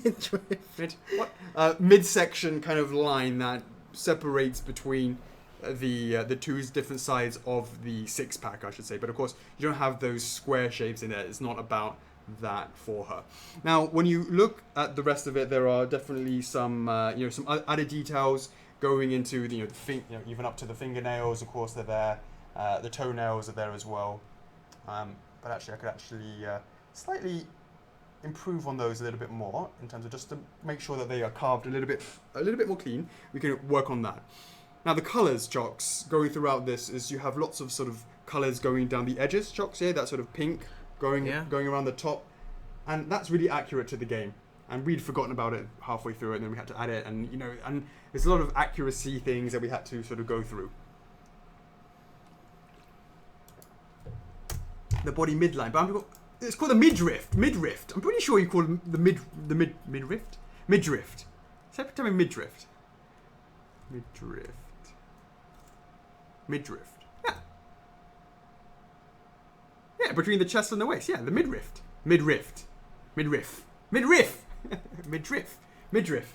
Sorry, I don't even know what. So, that is basically where we're at in terms of that. Of course, she has more details over here, some accents of that. And of course, you can see all of that beautiful internal inside the cape we're talking about, all this inside. And that fades into a black at the top to darken it up. Now, what I wanted to say is that the entirety of the green here, the green here, going down her leg, the green on her forearms, and all the way throughout here, and the back, all of that is done in a glow-in-the-dark ink that allows for it to, if you shine a light on it and then you turn off the light, you will be able to see that glow in the dark. So it adds a little bit of extra coloring to it at nighttime. She's really amazing. She is the Twilight Princess. And I've got to say, I'm almost like saying she looks stunning at, in the night when you think about that's what she's from, the Shadow Realm, etc. So the Twilight Realm, and all that sort of stuff really, really helps to enhance, to see her details in the dark. Having that glow in the dark throughout all of that is really, really nice to be able to see that, and you'll see that in the photos, and you'll see that in the upcoming video, etc. It looks really, really nice in the dark once we have that shown. So that is really. Have I forgotten anything, Chocks, before we go on to the base? Right, guys. Yeah. So all the green parts, all the patterns around her back of the cloak, along her forearms, they glow in the dark. You've just mentioned that. Mm-hmm. Yeah. Yeah. That's right. Glow in the dark also was for Zant as well. You're absolutely right, Martin. And also for Midna, for Wolflink and Midna, Imp Midna, she was also glow in the dark as well for the details on her. So it made sense to continue that as well. So yeah, as I said, she's really amazing to be sort of appreciated in the dark. That is what she's all about. Of course, guys. I mean, if this information is, you've only just joined, all this information will be highlighted in the documentary as well. We'll go through some of the questions and the processes and the reasons why we've chosen some of the materials and the paint application for Midna. So do check out the documentary as well. Take the time to watch it over the weekend, so you can actually fully understand the whole process, the engineering of producing Midna. Absolutely, there's 1 hour and 40 minutes of that. So Howard asks me, is her left leg black? And the answer is it's not, and it's something that we've known, and we will make that tweak. Of course, you don't really even see it very, very easily, so we will make that black to be more accurate. Cool. All right, Chock. So I'm gonna pass that over to you, and then I will take that. Not with her on it. We'll keep it separate. Yeah, it should be black. Mm-hmm. No. It's 50-50. Yeah. Okay, guys, and here we are. We're gonna now talk a little bit about the base. Here we go, guys. In 3, 2, 1.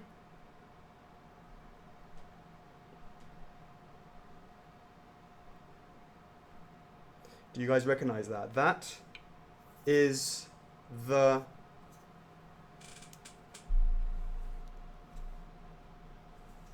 .3D representation of the Twilight Mirror. We didn't just go for a completely flat dish. We wanted to give it something that has some height and some substance to it. And this is all hand painted, and that is really difficult. I mean, we're talking like, quite difficult to do that. So check it out, guys. It has this sort of dotted texture on the top of the actual paintwork. Then you have this gloss going around the inner part. So this gloss and this part here is different. You can see that there. And then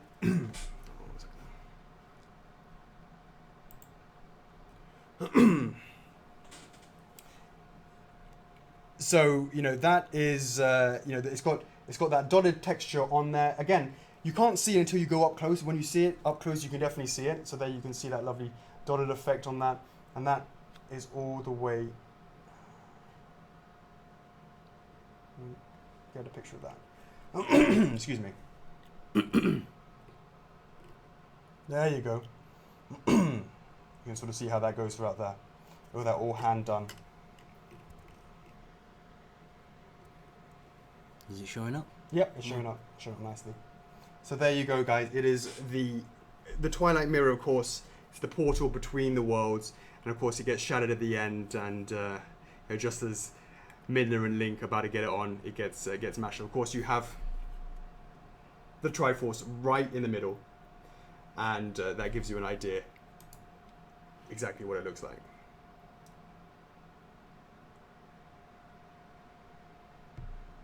Hopefully you guys like what you see, and it absolutely matches that same sort of style as with Zant, as with Wolflink and Midna. It's all part of that same range. That's why we went for that.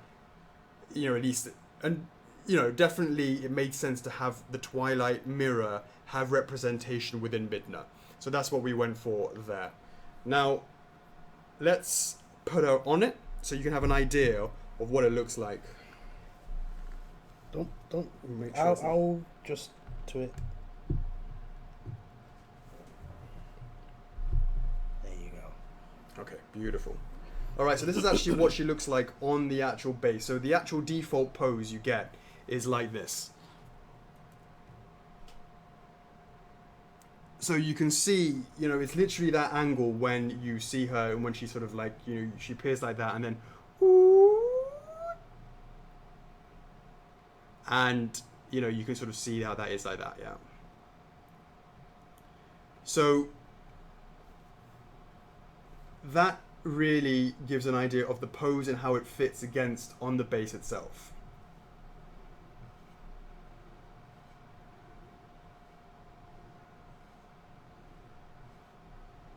Okay, now this is the regular version. This is the regular version. Now, there is, it says OBS disconnecting. Ugh. Reconnecting. Are we back? Are we back, guys? Let's make sure.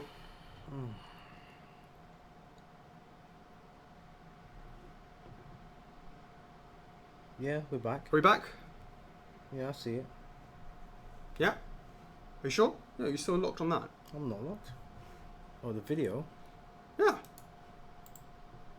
10-second delay. Okay, yeah, I think we're back. Okay. Are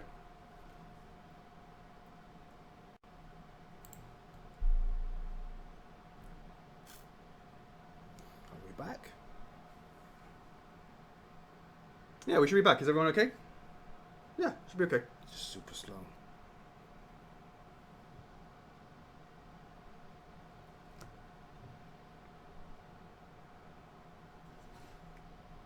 It moved, but it's just slow. But it's locked for you. Is it okay?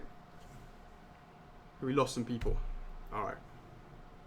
Okay, so this is the regular version, and if you would sort of seen that the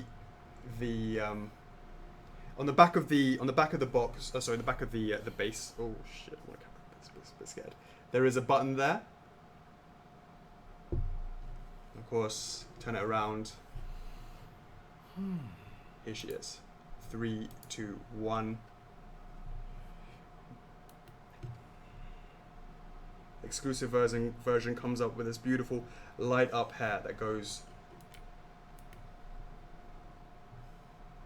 Has this lovely whitey orange that goes throughout. Now it doesn't actually go towards the back over here. It's too narrow at that area. But at the top, you can see it right here. It's got this beautiful glow. As I said, guys, when you see her in the dark, she comes out really nicely looking at how that comes out.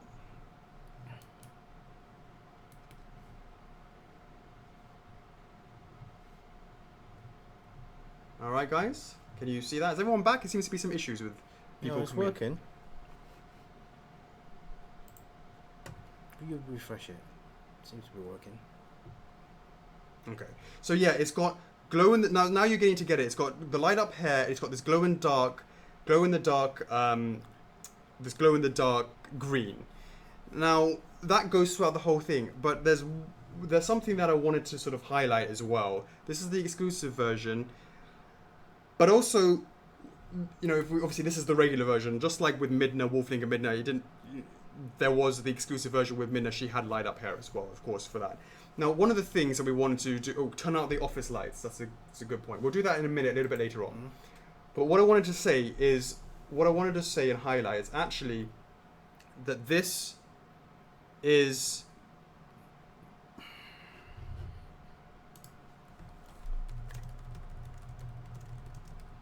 yeah, I'm about to say that, but I'm thinking, how do we want to sort of do that? Like, should I explain that?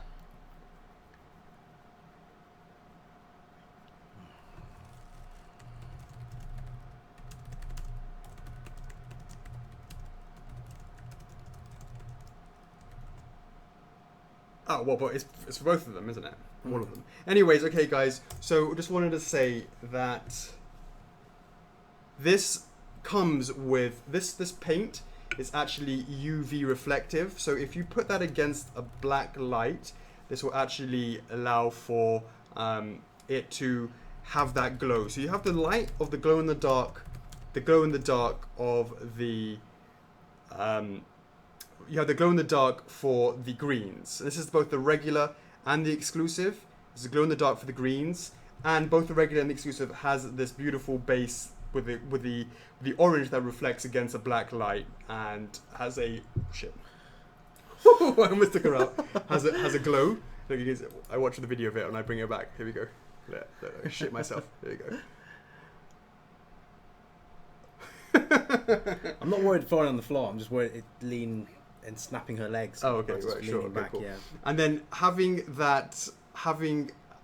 had that glow in the dark, and obviously black lights aren't really bright. They're kind of UV black lights. It really highlights the sense of twilightness to her. Yeah, guys, it's like imagine going clubbing. You guys still go clubbing, right? So let's say you wear a white shirt or something, yeah, or something like a luminous green. You go down there, and everything is black, but your shirt lights up like bright blue or bright green. Yeah. Yeah, or those wristbands that you have. You put those wristbands that you're going down into a club, black room, black lights are on you, and then you all glow.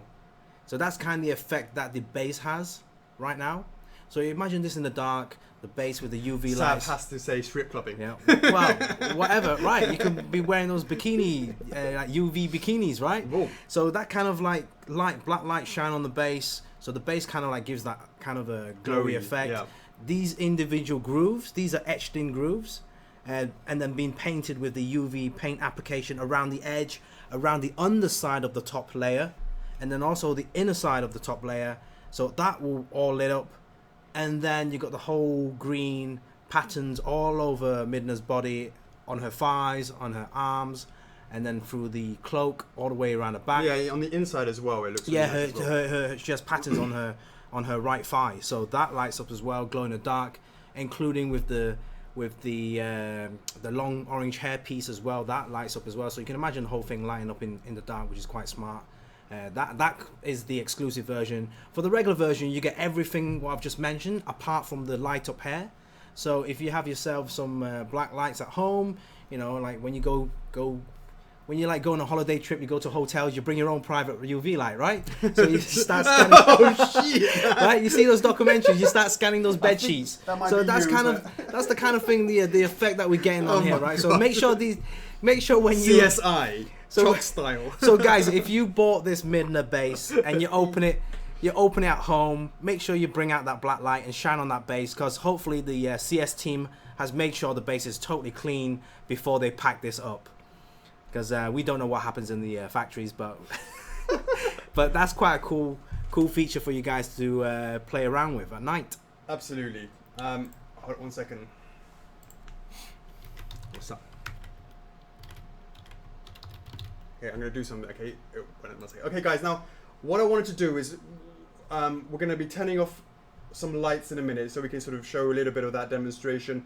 What I'm gonna do is, whilst we're doing that, I've got this originally here, which is the size chart. There you go. So just so you can recall what that is like, I will then be showing you what Midna looks like in a full screen, right? It's going to be what Midna looks like. Mm-hmm. You sure you got the right images, right? Yeah. Let me see what's on yeah, what Midna looks like compared to Zant. What Midna looks like compared to Wolflink and Midna, right? Okay. Yeah. So 3 statues with this image that's going to come up, and then you can see the size comparisons with those 2 statues. Okay. Yeah. Absolutely. All right, so I'll let you do that. Yeah. Okay. Cool. All right. Let's go with that. Okay. So let me just bring that in for you guys. All right. Here we go. So here is, as I said, the. So here we go. There you go, guys. You can see on the left-hand side we have Zant. On the middle is a Midna. And of course, there is Wolflink and Midna. You can see all of that. Now remember, here you can see Midna and Wolflink and Midna. So you can sort of get an idea of how big is Midna compared to, obviously Midna is compared to Imp and Midna. And again, here it is against Zant itself. You have a better idea of what's going on. So you have a better idea of what's going on there. Zant is much bigger than Midna, as he should be. There you go again. There's all three of them. I'll just pause that there for a second, and what I'll do is remember this one over here. You can see that, look, just remember the size of Zant, remember the size of Midna, and remember the size of Imp Midna. I'm going to go back to it again just to refresh your memory. This is what it looks like again. We'll go watch it again. There you go, guys. Zant on the left, Midna in the middle, and Wolfling and Midna right there.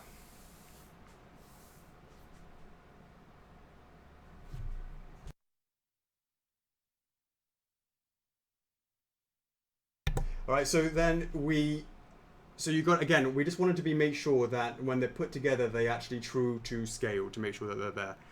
Alex says the scale looks spot on. Thank you very much.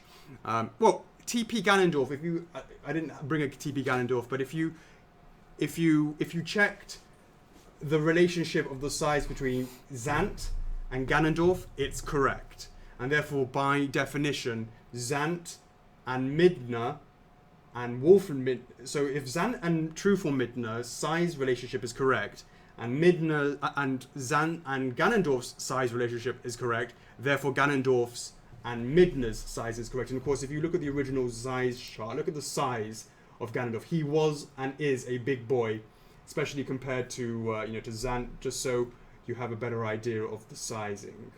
So yeah, so we're at. Boom. So yeah, hopefully you guys agreed with the scale on that.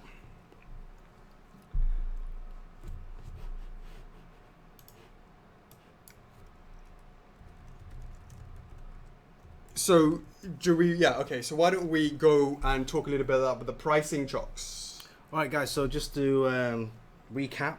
So basically, as you can see from the photos, can you bring that last photo up again with all three comparison? Yeah. Whilst we do that. Yeah. Okay. Cool. Yes, all right. So you're talking about it. So we can talk about it. Yeah. This one. That's right. Yeah. So guys. So of course, True From Midna will be up for reservation starting from tonight after the stream.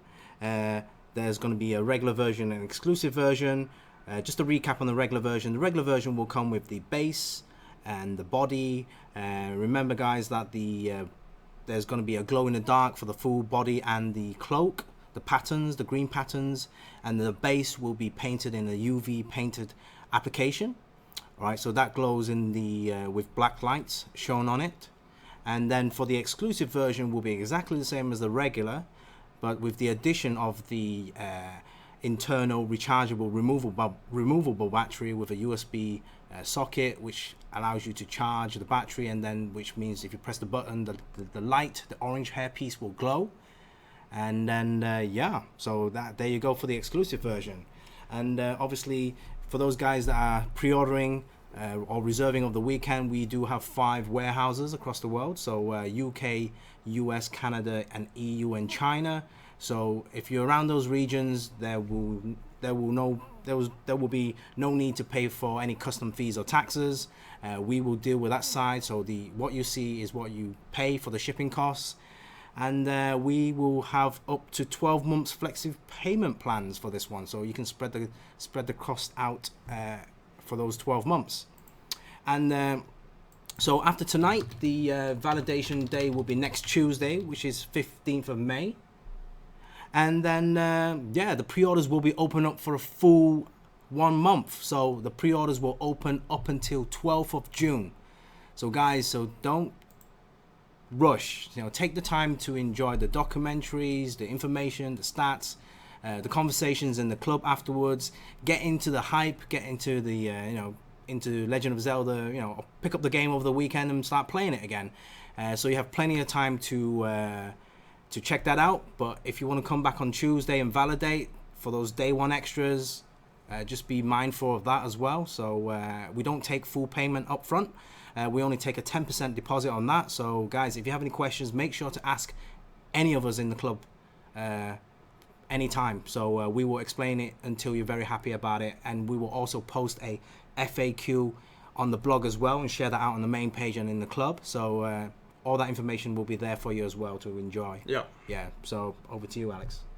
Over to you. Over to me. Yeah. Just go through the. Oh, we haven't done the price, right? Go through the pricing. Right. And Right. and then we've got a trailer for you to see right after we go through that as well. All right, guys. So the regular version costs will be at $484.99. So that's $484.99. For the exclusive, that will be the same price, $484.99. So $485. Yeah. All right. Now a 10% deposit is needed, Yeah. and that is 48. Yeah. Should be 48. Yeah. And did we figure out what the 12-month plan is? Yeah, we are now. Yeah, minus 48 equals a 12-month plan would basically be 36 a month. Yeah, around about 36 a month. 485 basically for both versions. Right. So the edition size will not be announced until after the whole month of pre-order has ended. So, guys, so you know, on the pre-order opens until 12th of June. So probably about a week or two after that, we will announce the edition size. Hi Amanda, we've always done the same pricing for the last year or so in order to make our exclusive more attractive. That's why we've always done that. Okay. All right, guys, we've got a video for you. Don't go anywhere. We really want to show you this. There's something special in there as well. So let me run this, and we'll see you on the other side.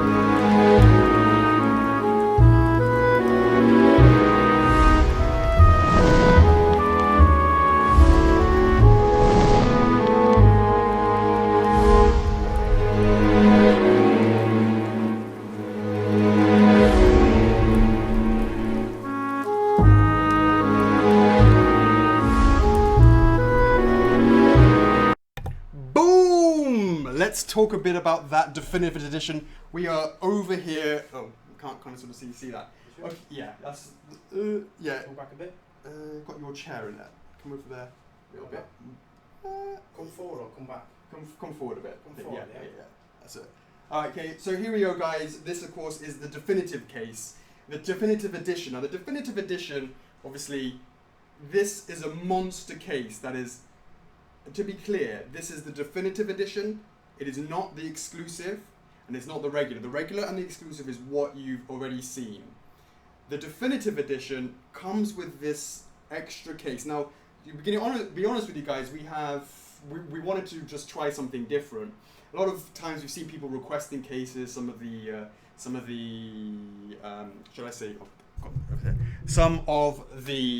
times that we've been doing some cases, our display cases back in the day when we first moved here. Do you remember, Chocks? A lot of people were asking about, can we get some F4F cases? Like, first of furniture, ha ha ha ha ha. But actually, one of the things we've always wanted to look at was the possibility of doing some cases. Now, these cases are really custom made, and that means that each one is made one by one, because we don't know if this is something that you guys are interested in or not interested in, because this is actually not something that is actually, this is not actually something that is, how do I say? You don't need this case for Midna, but it enhances her. And as a result, we made that as a separate edition, and this is called the definitive edition, because it enhances her to make it in that style. And then if that is something that you guys like and you want to see for other items, we can discuss that. But of course, we wanted to showcase it for Midna because it was the perfect thing to do it with, because she is, the enhancements that we've done with the definitive edition really brings it out of her. So, Chocks, you have yourself a remote, right? Chocks has got himself a remote. Here it is, right? And the remote basically there is a couple of, right here, there's one over here, and there's one over here, are 2 remote control sensor points right there. And just to let you know, guys, we're not looking at this at the computer, so we can't actually see what's... Can you see yourself? I'll just make sure, right? Yeah, okay, cool. Then the thing about this is when we bring it over here is, actually what we do is let's turn on. If I come over here and I push the button, boom! Look at that. With the remote control, just the remote control only, her hair turned on. Now, the reason we have that, of course, is you don't want to have to open up the top, reach in, turn her on, close it up, put the top back on. What an absolute nightmare. So we had it so that it was remote controllable to make it a part of the sensor. Now this is pretty crazy, right? There's electronics that goes in from the receiver into here, that goes into the base and then up through the resin part and then into her in order for her hair to turn on. And that's done by this remote control. The second time I push the button, boom! The bottom of now the lights are on. Now can you see the enhancement that we've got going on? The UV lights really, is it coming up on the camera? Hopefully it's coming up on the camera. The UV lights really accent a couple of things. The first is the glow in the dark is very reflective of that green. The second one is, of course, the base itself has that reflectiveness to it as well. And that is done by these 8 individually movable up and down. You can swivel those accordingly. Points that actually light sources that point directly at her. And now we're talking about that glow in the dark. Remember we talked about the Twilight Princess. This really is the definitive piece. The casing really enhances her in a way that you have an option to get if you want to get the definitive edition. Last but not least, you have her in a case. It makes it very hard for you to imagine this is against a wall, and however you want to place her, right? If she was placed in the middle of the space, in the middle of the floor, guys, it would be really pretty straightforward in order to just walk around her. But not everybody has that kind of space. No doubt in my mind about that. So we knew that a lot of people, if they were going to go for the definitive edition, would push it against the wall. And as a result, how can you appreciate, Chocks, your figure if it is against a wall? Sure, this is a beautiful angle, but she's got so much detail on the back of her cape, the clothing, etc., etc. It would be a really shame to miss out on that, and you're absolutely right, Chocks. So one more time. Did I push the wrong button? Oh, it worked. No, what? There you go. I pushed it one more time. Okay, there you go, guys. Oh, I'm going to charge it. Okay, it's a little bit stiff right now. We need to work on this a little bit, right? But here we go. You can see it turning now.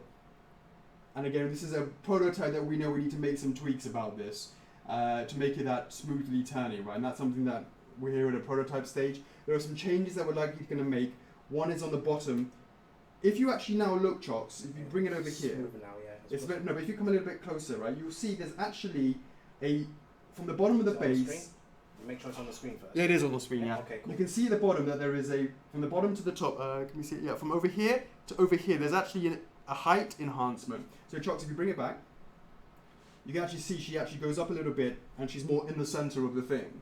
And likewise, the distance from the left to the right, and the edge of the left to the edge, the right of the base of the edge, is in a kind of central place, and it gives that kind of it gives that enhancement to be able to do that. So, this really is almost an all-encompassing case, and it really is custom made specifically for Midna to make it the definitive edition. And this is, really, really expensive.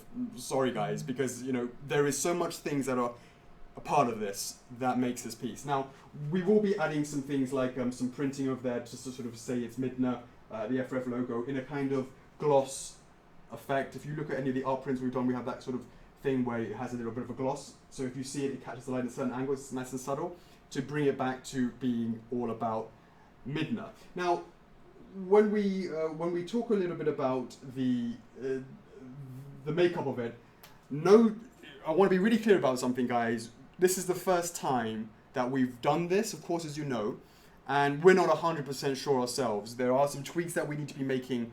So the overall height is whatever we said it was, but there may be some changes.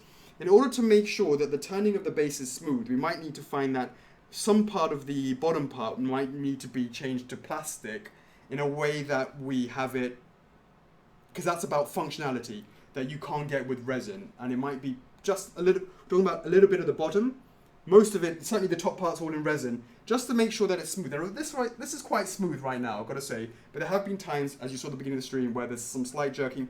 We've got to solve that problem. So one of the things is it might need to have a little sort of strip at the bottom that is subtle, but it will help with the motor movement. That's one thing. We'll update you with that. So the overall height may change slightly. The second thing is, of course, this right now has actually been put together, and they're sort of glued together right now. But the way we're working on it is to flat pack it in a way that you can't. The box is still big. You've got this, which is the lights are assembled here, and the lights here, etc., etc. They're quite, how's the word, quite big. So even having these plates, these glasses, they're going to be glass separated. They're going to be flat packed on 4. You still have some thickness of the top and the bottom. So the definitive edition will be shipped in 2 boxes, of course. So that will be more expensive for the postage. It is what it is, guys. It is the size that you have to consider. It obviously encompasses her as well. So this really is the definitive edition. You can go for it. You can go for the exclusive. You can go for the regular. We want to give you the choices. Now we're gonna come back in a minute. We're gonna put the focus back over here. We'll go through the pricing. We'll also go through the shipping cost, Chocks. We'll also talk a little bit about the numbering system, because now that you understand that it's not just the regular and it's not just the exclusive, we need to go through the pricing through the definitive edition as well. You can have a better idea of what that all means. So hopefully you guys can understand that and see what's going on there. So what I'm going to do is she's sort of coming around, turning it off again. It's just coming from the back over here, all off in one go. I turn the off button. The sensor hit them all. We'll just go through it one more time. Turn it on, push it once. Turn it on again, all the lights come on, top and bottom, yeah. And then boom, one more, and then off she goes, round and round. That's all on the one button for the on, off, all off at once.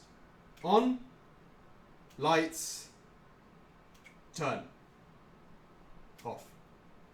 Light, hair, lights, turn, off. Hair, lights, turn, off. Boom!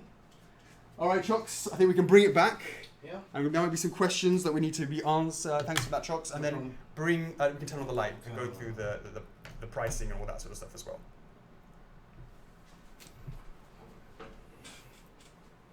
Let me just work on that. So guys, what did you think of that definitive edition? Is that something that you, this is going to be an interesting one. I'd be very interested to see, what you guys think about that. We knew we wanted to do a case, but we didn't quite realize just how perfect Midna would be to enhance her until we sort of really sat down. And a part of the year that we took between getting her approved and all that sort of stuff was about getting that just right, to have a version where you really enhanced the Twilight Princess. Of course, she is the Twilight Princess. Twilight Princess, Zelda. It's obviously the game. We wanted to give her awards. Yes, that was all live, in case you didn't realize. So obviously, I couldn't see what you guys were saying, so here we are back over here. So turn it off and on again, and I bet it switches directions. It just goes that one way. And the reason why it goes that way is because that's the way she turns. She turns over her shoulder, and that's the way that it sort of works with that.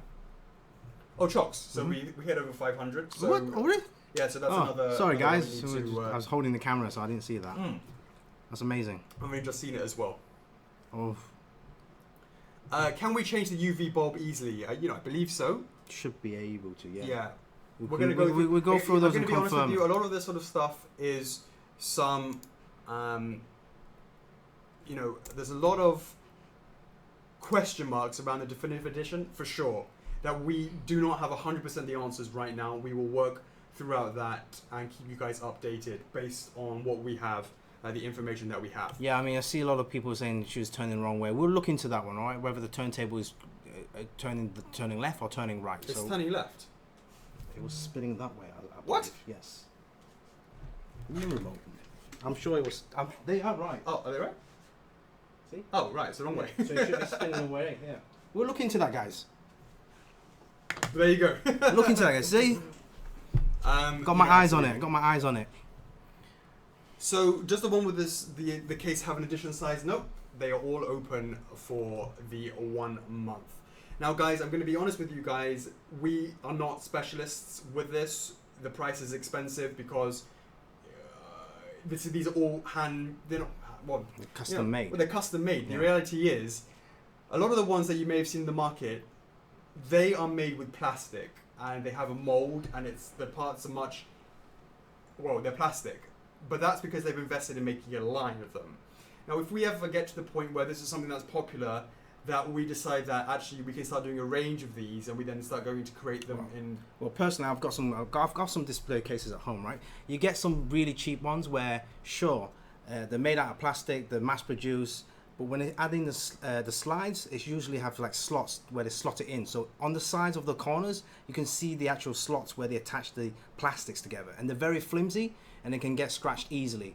Those are really cheap stuff, I'm sure you guys know, if you collect PVCs, they are really cheap stuff. If you go for the slightly more expensive, custom still, you can go for the acrylic ones. Acrylics are more expensive, very expensive. And depending on how clean they clean the surface, acrylics can still be scratched. And you can still see the glue joins of those acrylics if they're not in one whole piece. If they're still 4 pieces, you can still see the joins.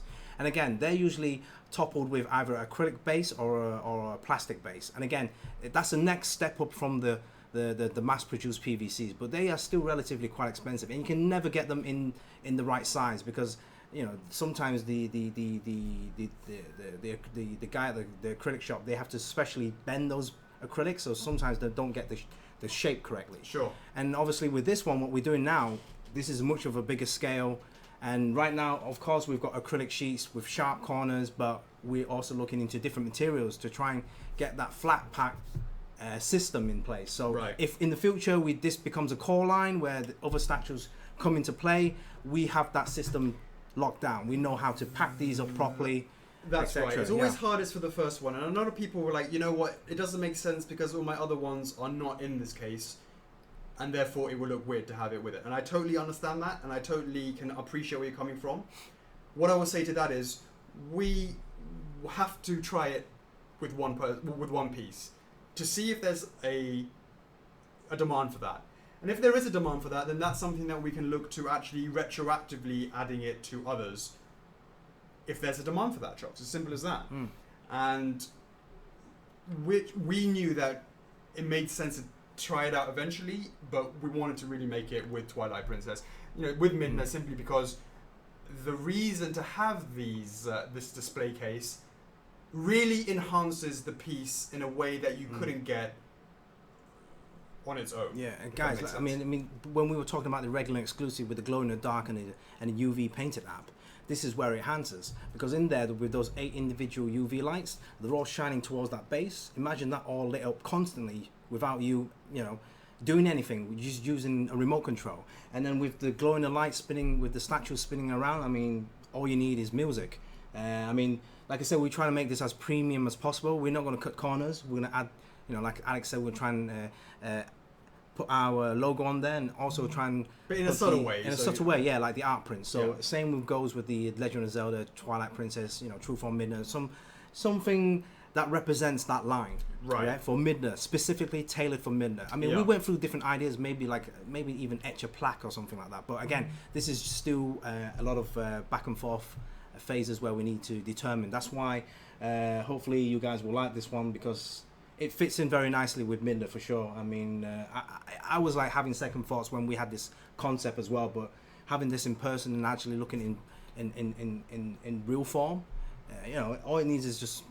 I mean, the name is the name. It's definitive in terms of, that concept. And it really is something that we will explore more of in the future as well, having definitive versions of certain characters, where if and where it means. One example would be, for example, if we ever get Ica off the ground, as an example, we could have a definitive version. Not necessarily, when to be clear, definitive doesn't mean just the case. It just basically means something more than the reg and the X, and then it's something enhances it in a way that may make it more definitive. And that's in order to access and give different collectors at different levels in terms of where they're comfortable at, the choices. And that's what we're all about. It's all about the choices. So let's talk about the price, and then let's talk about the numbering system, Chocks. Okay, just before we do that, hey, Howard V, I just saw you mention whether it's glass or acrylic. Well, with this right now, this is acrylic, but we are exploring glass as well. It's going to be glass because we know. Because we know that glass is way better than acrylic when clarity when you look at the statue. But obviously we've got to consider the packaging, the shipping, the weights, etc. At this moment, it's going to be. At this moment, we believe it's going to be glass. Yeah. But things can change. There's some construction things that we have to do differently. The way that you insert the glass, you have to put them in one by one. Yeah. And then put the top on top. We've got to make sure it's stable and all that sort of stuff. So, all right. Yeah. All right, guys. So more information will be posted in the club. So there you go, guys. Regular, exclusive, and definitive edition. So, all right. Pricing. Are you ready? Can you take the figurine out? That figure, Tristan. That Midna in there is the same Midna that was on the when we showed with the exclusive. So we only have one Midna in the house, and so when we ran that video, we simply stuck Midna on the base, and then Chocks then put, because right now it's all glued together. He put the acrylic on the top, and then put the. This is the one where we need to do a tutorial how to assemble the. Once we understand the final form. Yeah, definitely the final, the true form of that display case. There you go. Don't worry, guys. I mean, questions keep coming in the club, because we definitely missed out a lot of questions whilst we were doing the showcasing of that display case. So get those questions in the club, and we'll try and answer as much as we possibly can. And once we have a certain set of specifications, materials used, etc., the dimensions, we will update the website and update the club and newsletter as well. Yeah. All right. In terms of Victor was asking, don't make it obligatory. This is never obligatory. When you do not have to get the definitive edition to keep your number throughout the thing. So just to be clear, the exclusive version and the definitive version are pulled together in terms of the next in the line, whatever the next in the line is, assuming there is another one in the next line. Then if you have whatever number, you go for the definitive and you have number 10, or you go for the X, you have number 10, that's the number, so that you don't have to there's never any obligation. So for future ones like Ica, I can tell you, for example, I give Ica as an example, because I'll tell you where my head's at, right, with that. If Ica ever got made, There would be one that's similarly priced as if it was just similar to like a normal exclusive, and then we would have a definitive version where she came with, let's say, switch out this, switch out that, a bit of this, a bit of that, whatever it may be, to make it a more enhanced version. Both of those would be the choices for the customer depending on where what they want to get. That's an example of what we would do for that. Certainly for those sort of niche lines, I think that would help a lot. Not necessarily just has to be niche, but it also gives a level of options to the customers themselves. So yeah, that's what I wanted to say about that, Victor, if you heard that. Yeah. All right, guys, just one final thing. Like we said, this is custom made for Trueform Midna. Obviously, it comes with those so black Randy, lights. it's just what it is right now. It's just black, but we want to have some wording on there that will say the name on it, some sort of words on there, just to sort of. Yeah, guys. So in addition to those subtle names, tags, or whatever you want to call it, those black lights are included just for this piece. And also remember, it does come with a custom-made turntable specifically for this bass.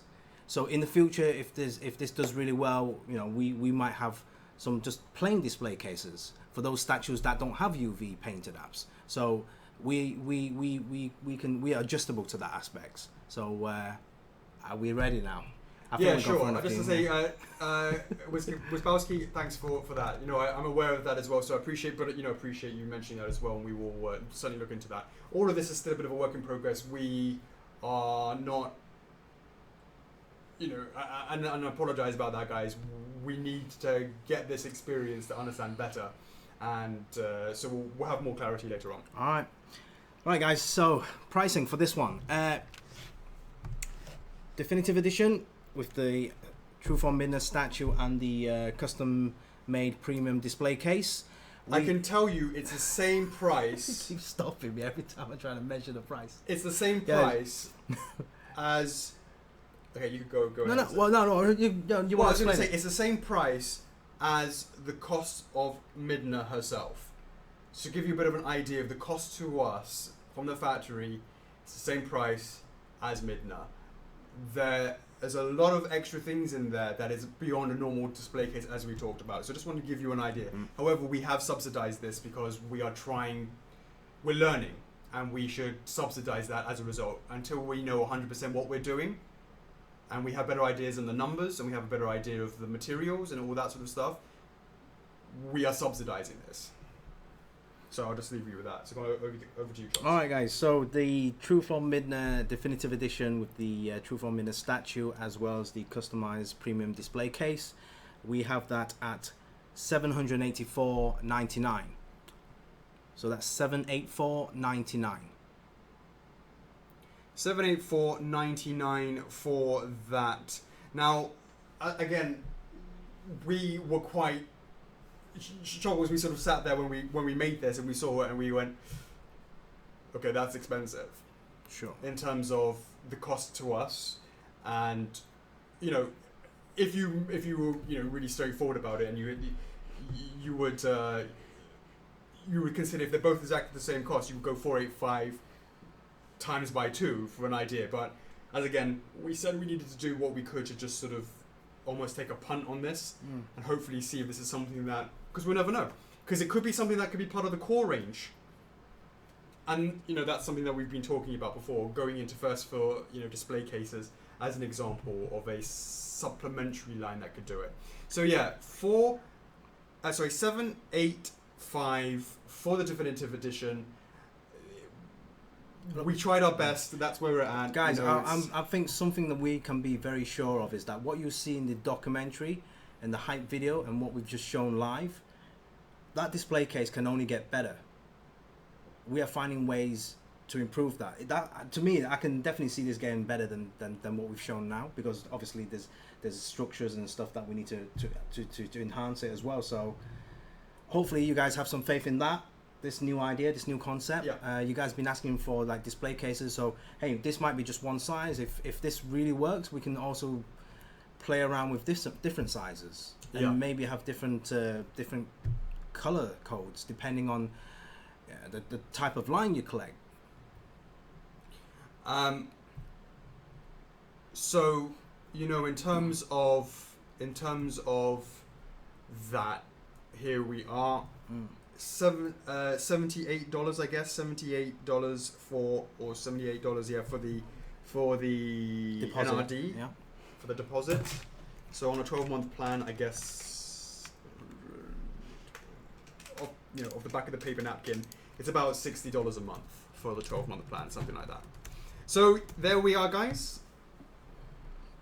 Did you fall asleep? Okay. No, I didn't. So guys, we will be. That's pretty much it, guys. Do you have any? Ask some questions in the meantime. I'm just gonna let you guys know that we will be putting her up for all three orders, all three versions up for pre-order in the next sort of 20-30 minutes. There will be in about 5 minutes. In about 10 to 15 minutes after the stream ends, we will have a 4-minute open feeding frenzy. Hopefully, if you are looking to pick up Midna, you can get yourself some of those F4F feeding frenzy points, 100 of those, and every little helps towards the pricing. We really tried our best when it came to the definitive edition, most certainly, and of course with Midna herself. This was 4 years ago for Zelda. Just to remember, in terms of pricing from 4 years ago and now, there's quite a big difference. Oh, shipping costs. Thanks, Brendan. Brendan can always rely on you. Yeah, shipping costs, Chocks. Okay. Okay, guys, for the regular and exclusive Trueform Midna, we have the United States Zone 1. We have that at $45 US. Okay, this is for the regular and exclusive, so it should normally be in one box. Okay, so that's $45 US. For Zone 2, which includes EU, that is also at $45 US. And then for Canada, Zone 8, you guys are paying $55 for the shipping on that. Don't forget, we have a warehouse in Canada as well. So 1 second. Lauren, you're right. We have one Midna, but two bases. The exclusive base does not spin. The definitive does. It's a completely different... in fact, why don't we just quickly... you want to pop it out? Not pop it out. You just have a look at what you're doing then. I'll put that next to it so they can see in the... They can see... Hold on, let me close that. Do you want to... if you just put them next to... do you want to... We have to hold it. Just... They can see that... Alright guys, just hold on. We've got to show you the difference between the exclusive base and the definitive base. That's it. So you can see this is the one that we just showed, right? This is the exclusive one and the regular and exclusive one. And the definitive one has much more thickness. You can see the line here compared to that. That's much thicker there. And that... Your hands in the sorry, way. sorry. Yeah. Just point from the side. Yeah, much thicker on the base there at the bottom. It goes from this point and goes down. You can see it has that extra thickness there. And it's from the top part over here where it's separated on the exclusive one. Sorry, on the definitive one where it has the motor that rotates in it. Okay. So I just wanted to give that.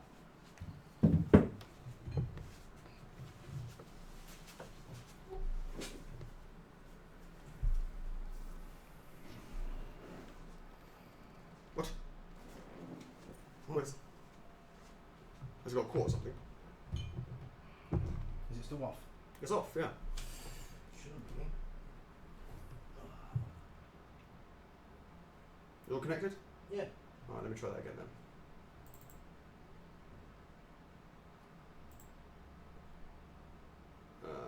Sorry, 1 second, guys. Right, let's go through the pricing, and I'll try walking the video. Okay.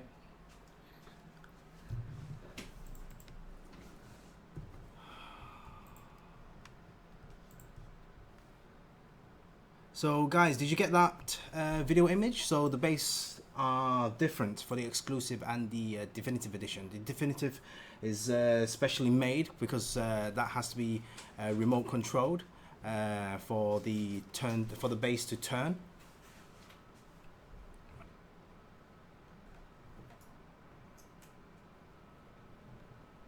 "15 minutes to 4 hours left apparently." Yeah, don't worry, we'll finish it before then. Okay. Don't worry, guys. Yes, we're fixing the camera right now. The pre-orders will the pre-orders should open around about 20 to 25 minutes after the stream ends. So, guys, I'm just going to carry on with the shipping costs. Okay. So, For the exclusive and regular, US is 45, Zone 2, which is EU, that's 45, Canadians, that's 55, Australia, New Zealand, that is 75. For other Asia like Japan, Malaysia, Philippines, Taiwan, Thailand, that's 55. For countries such as India, Israel, Jordan, that's 85. Same applies to Egypt, Cyprus. You guys are 85 as well. Guys, if you check the FAQ after the stream, all the shipping prices will be there, will be displayed there for you. All right, moving along to the definitive edition. So it comes with 2 boxes, of course. Yes. So guys, the definitive edition with 2 boxes for United States. Currently we have that at 115. The same goes with EU, 115. For Australia, that's 245. For Canada, that's 145. For other Asia regions like Japan, Malaysia, Philippines, that's 195. And for the other zones, 3, 4, and 5, like Israel, Cyprus, Ecuador, the pricing for that is 245 as well. So guys, yep, there are prices. These are the prices for all 3 different versions. Everything will be highlighted on the FAQ, or if you just put the item in the shopping basket, you can actually check out the pricing during the checkout process as well. Absolutely. Is it more than Bowser? Is that? For what? The shipping, I'm not sure. We'll have to look back in that one, off the top of the head. Yeah.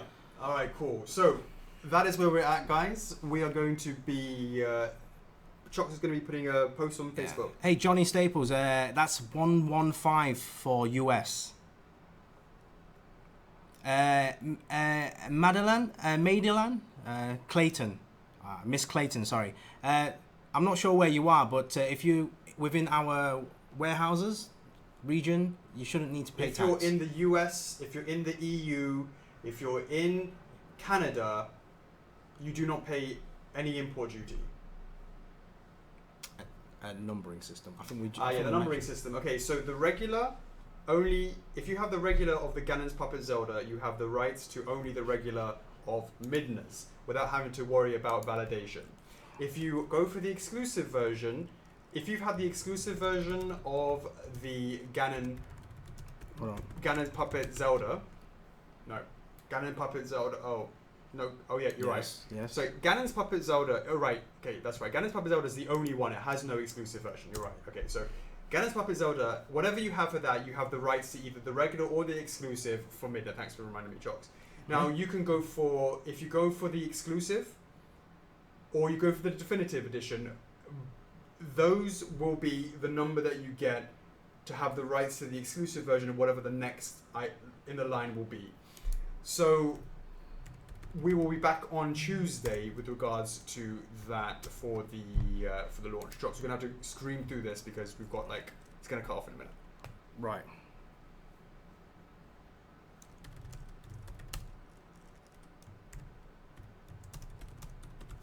No. I explained it afterwards.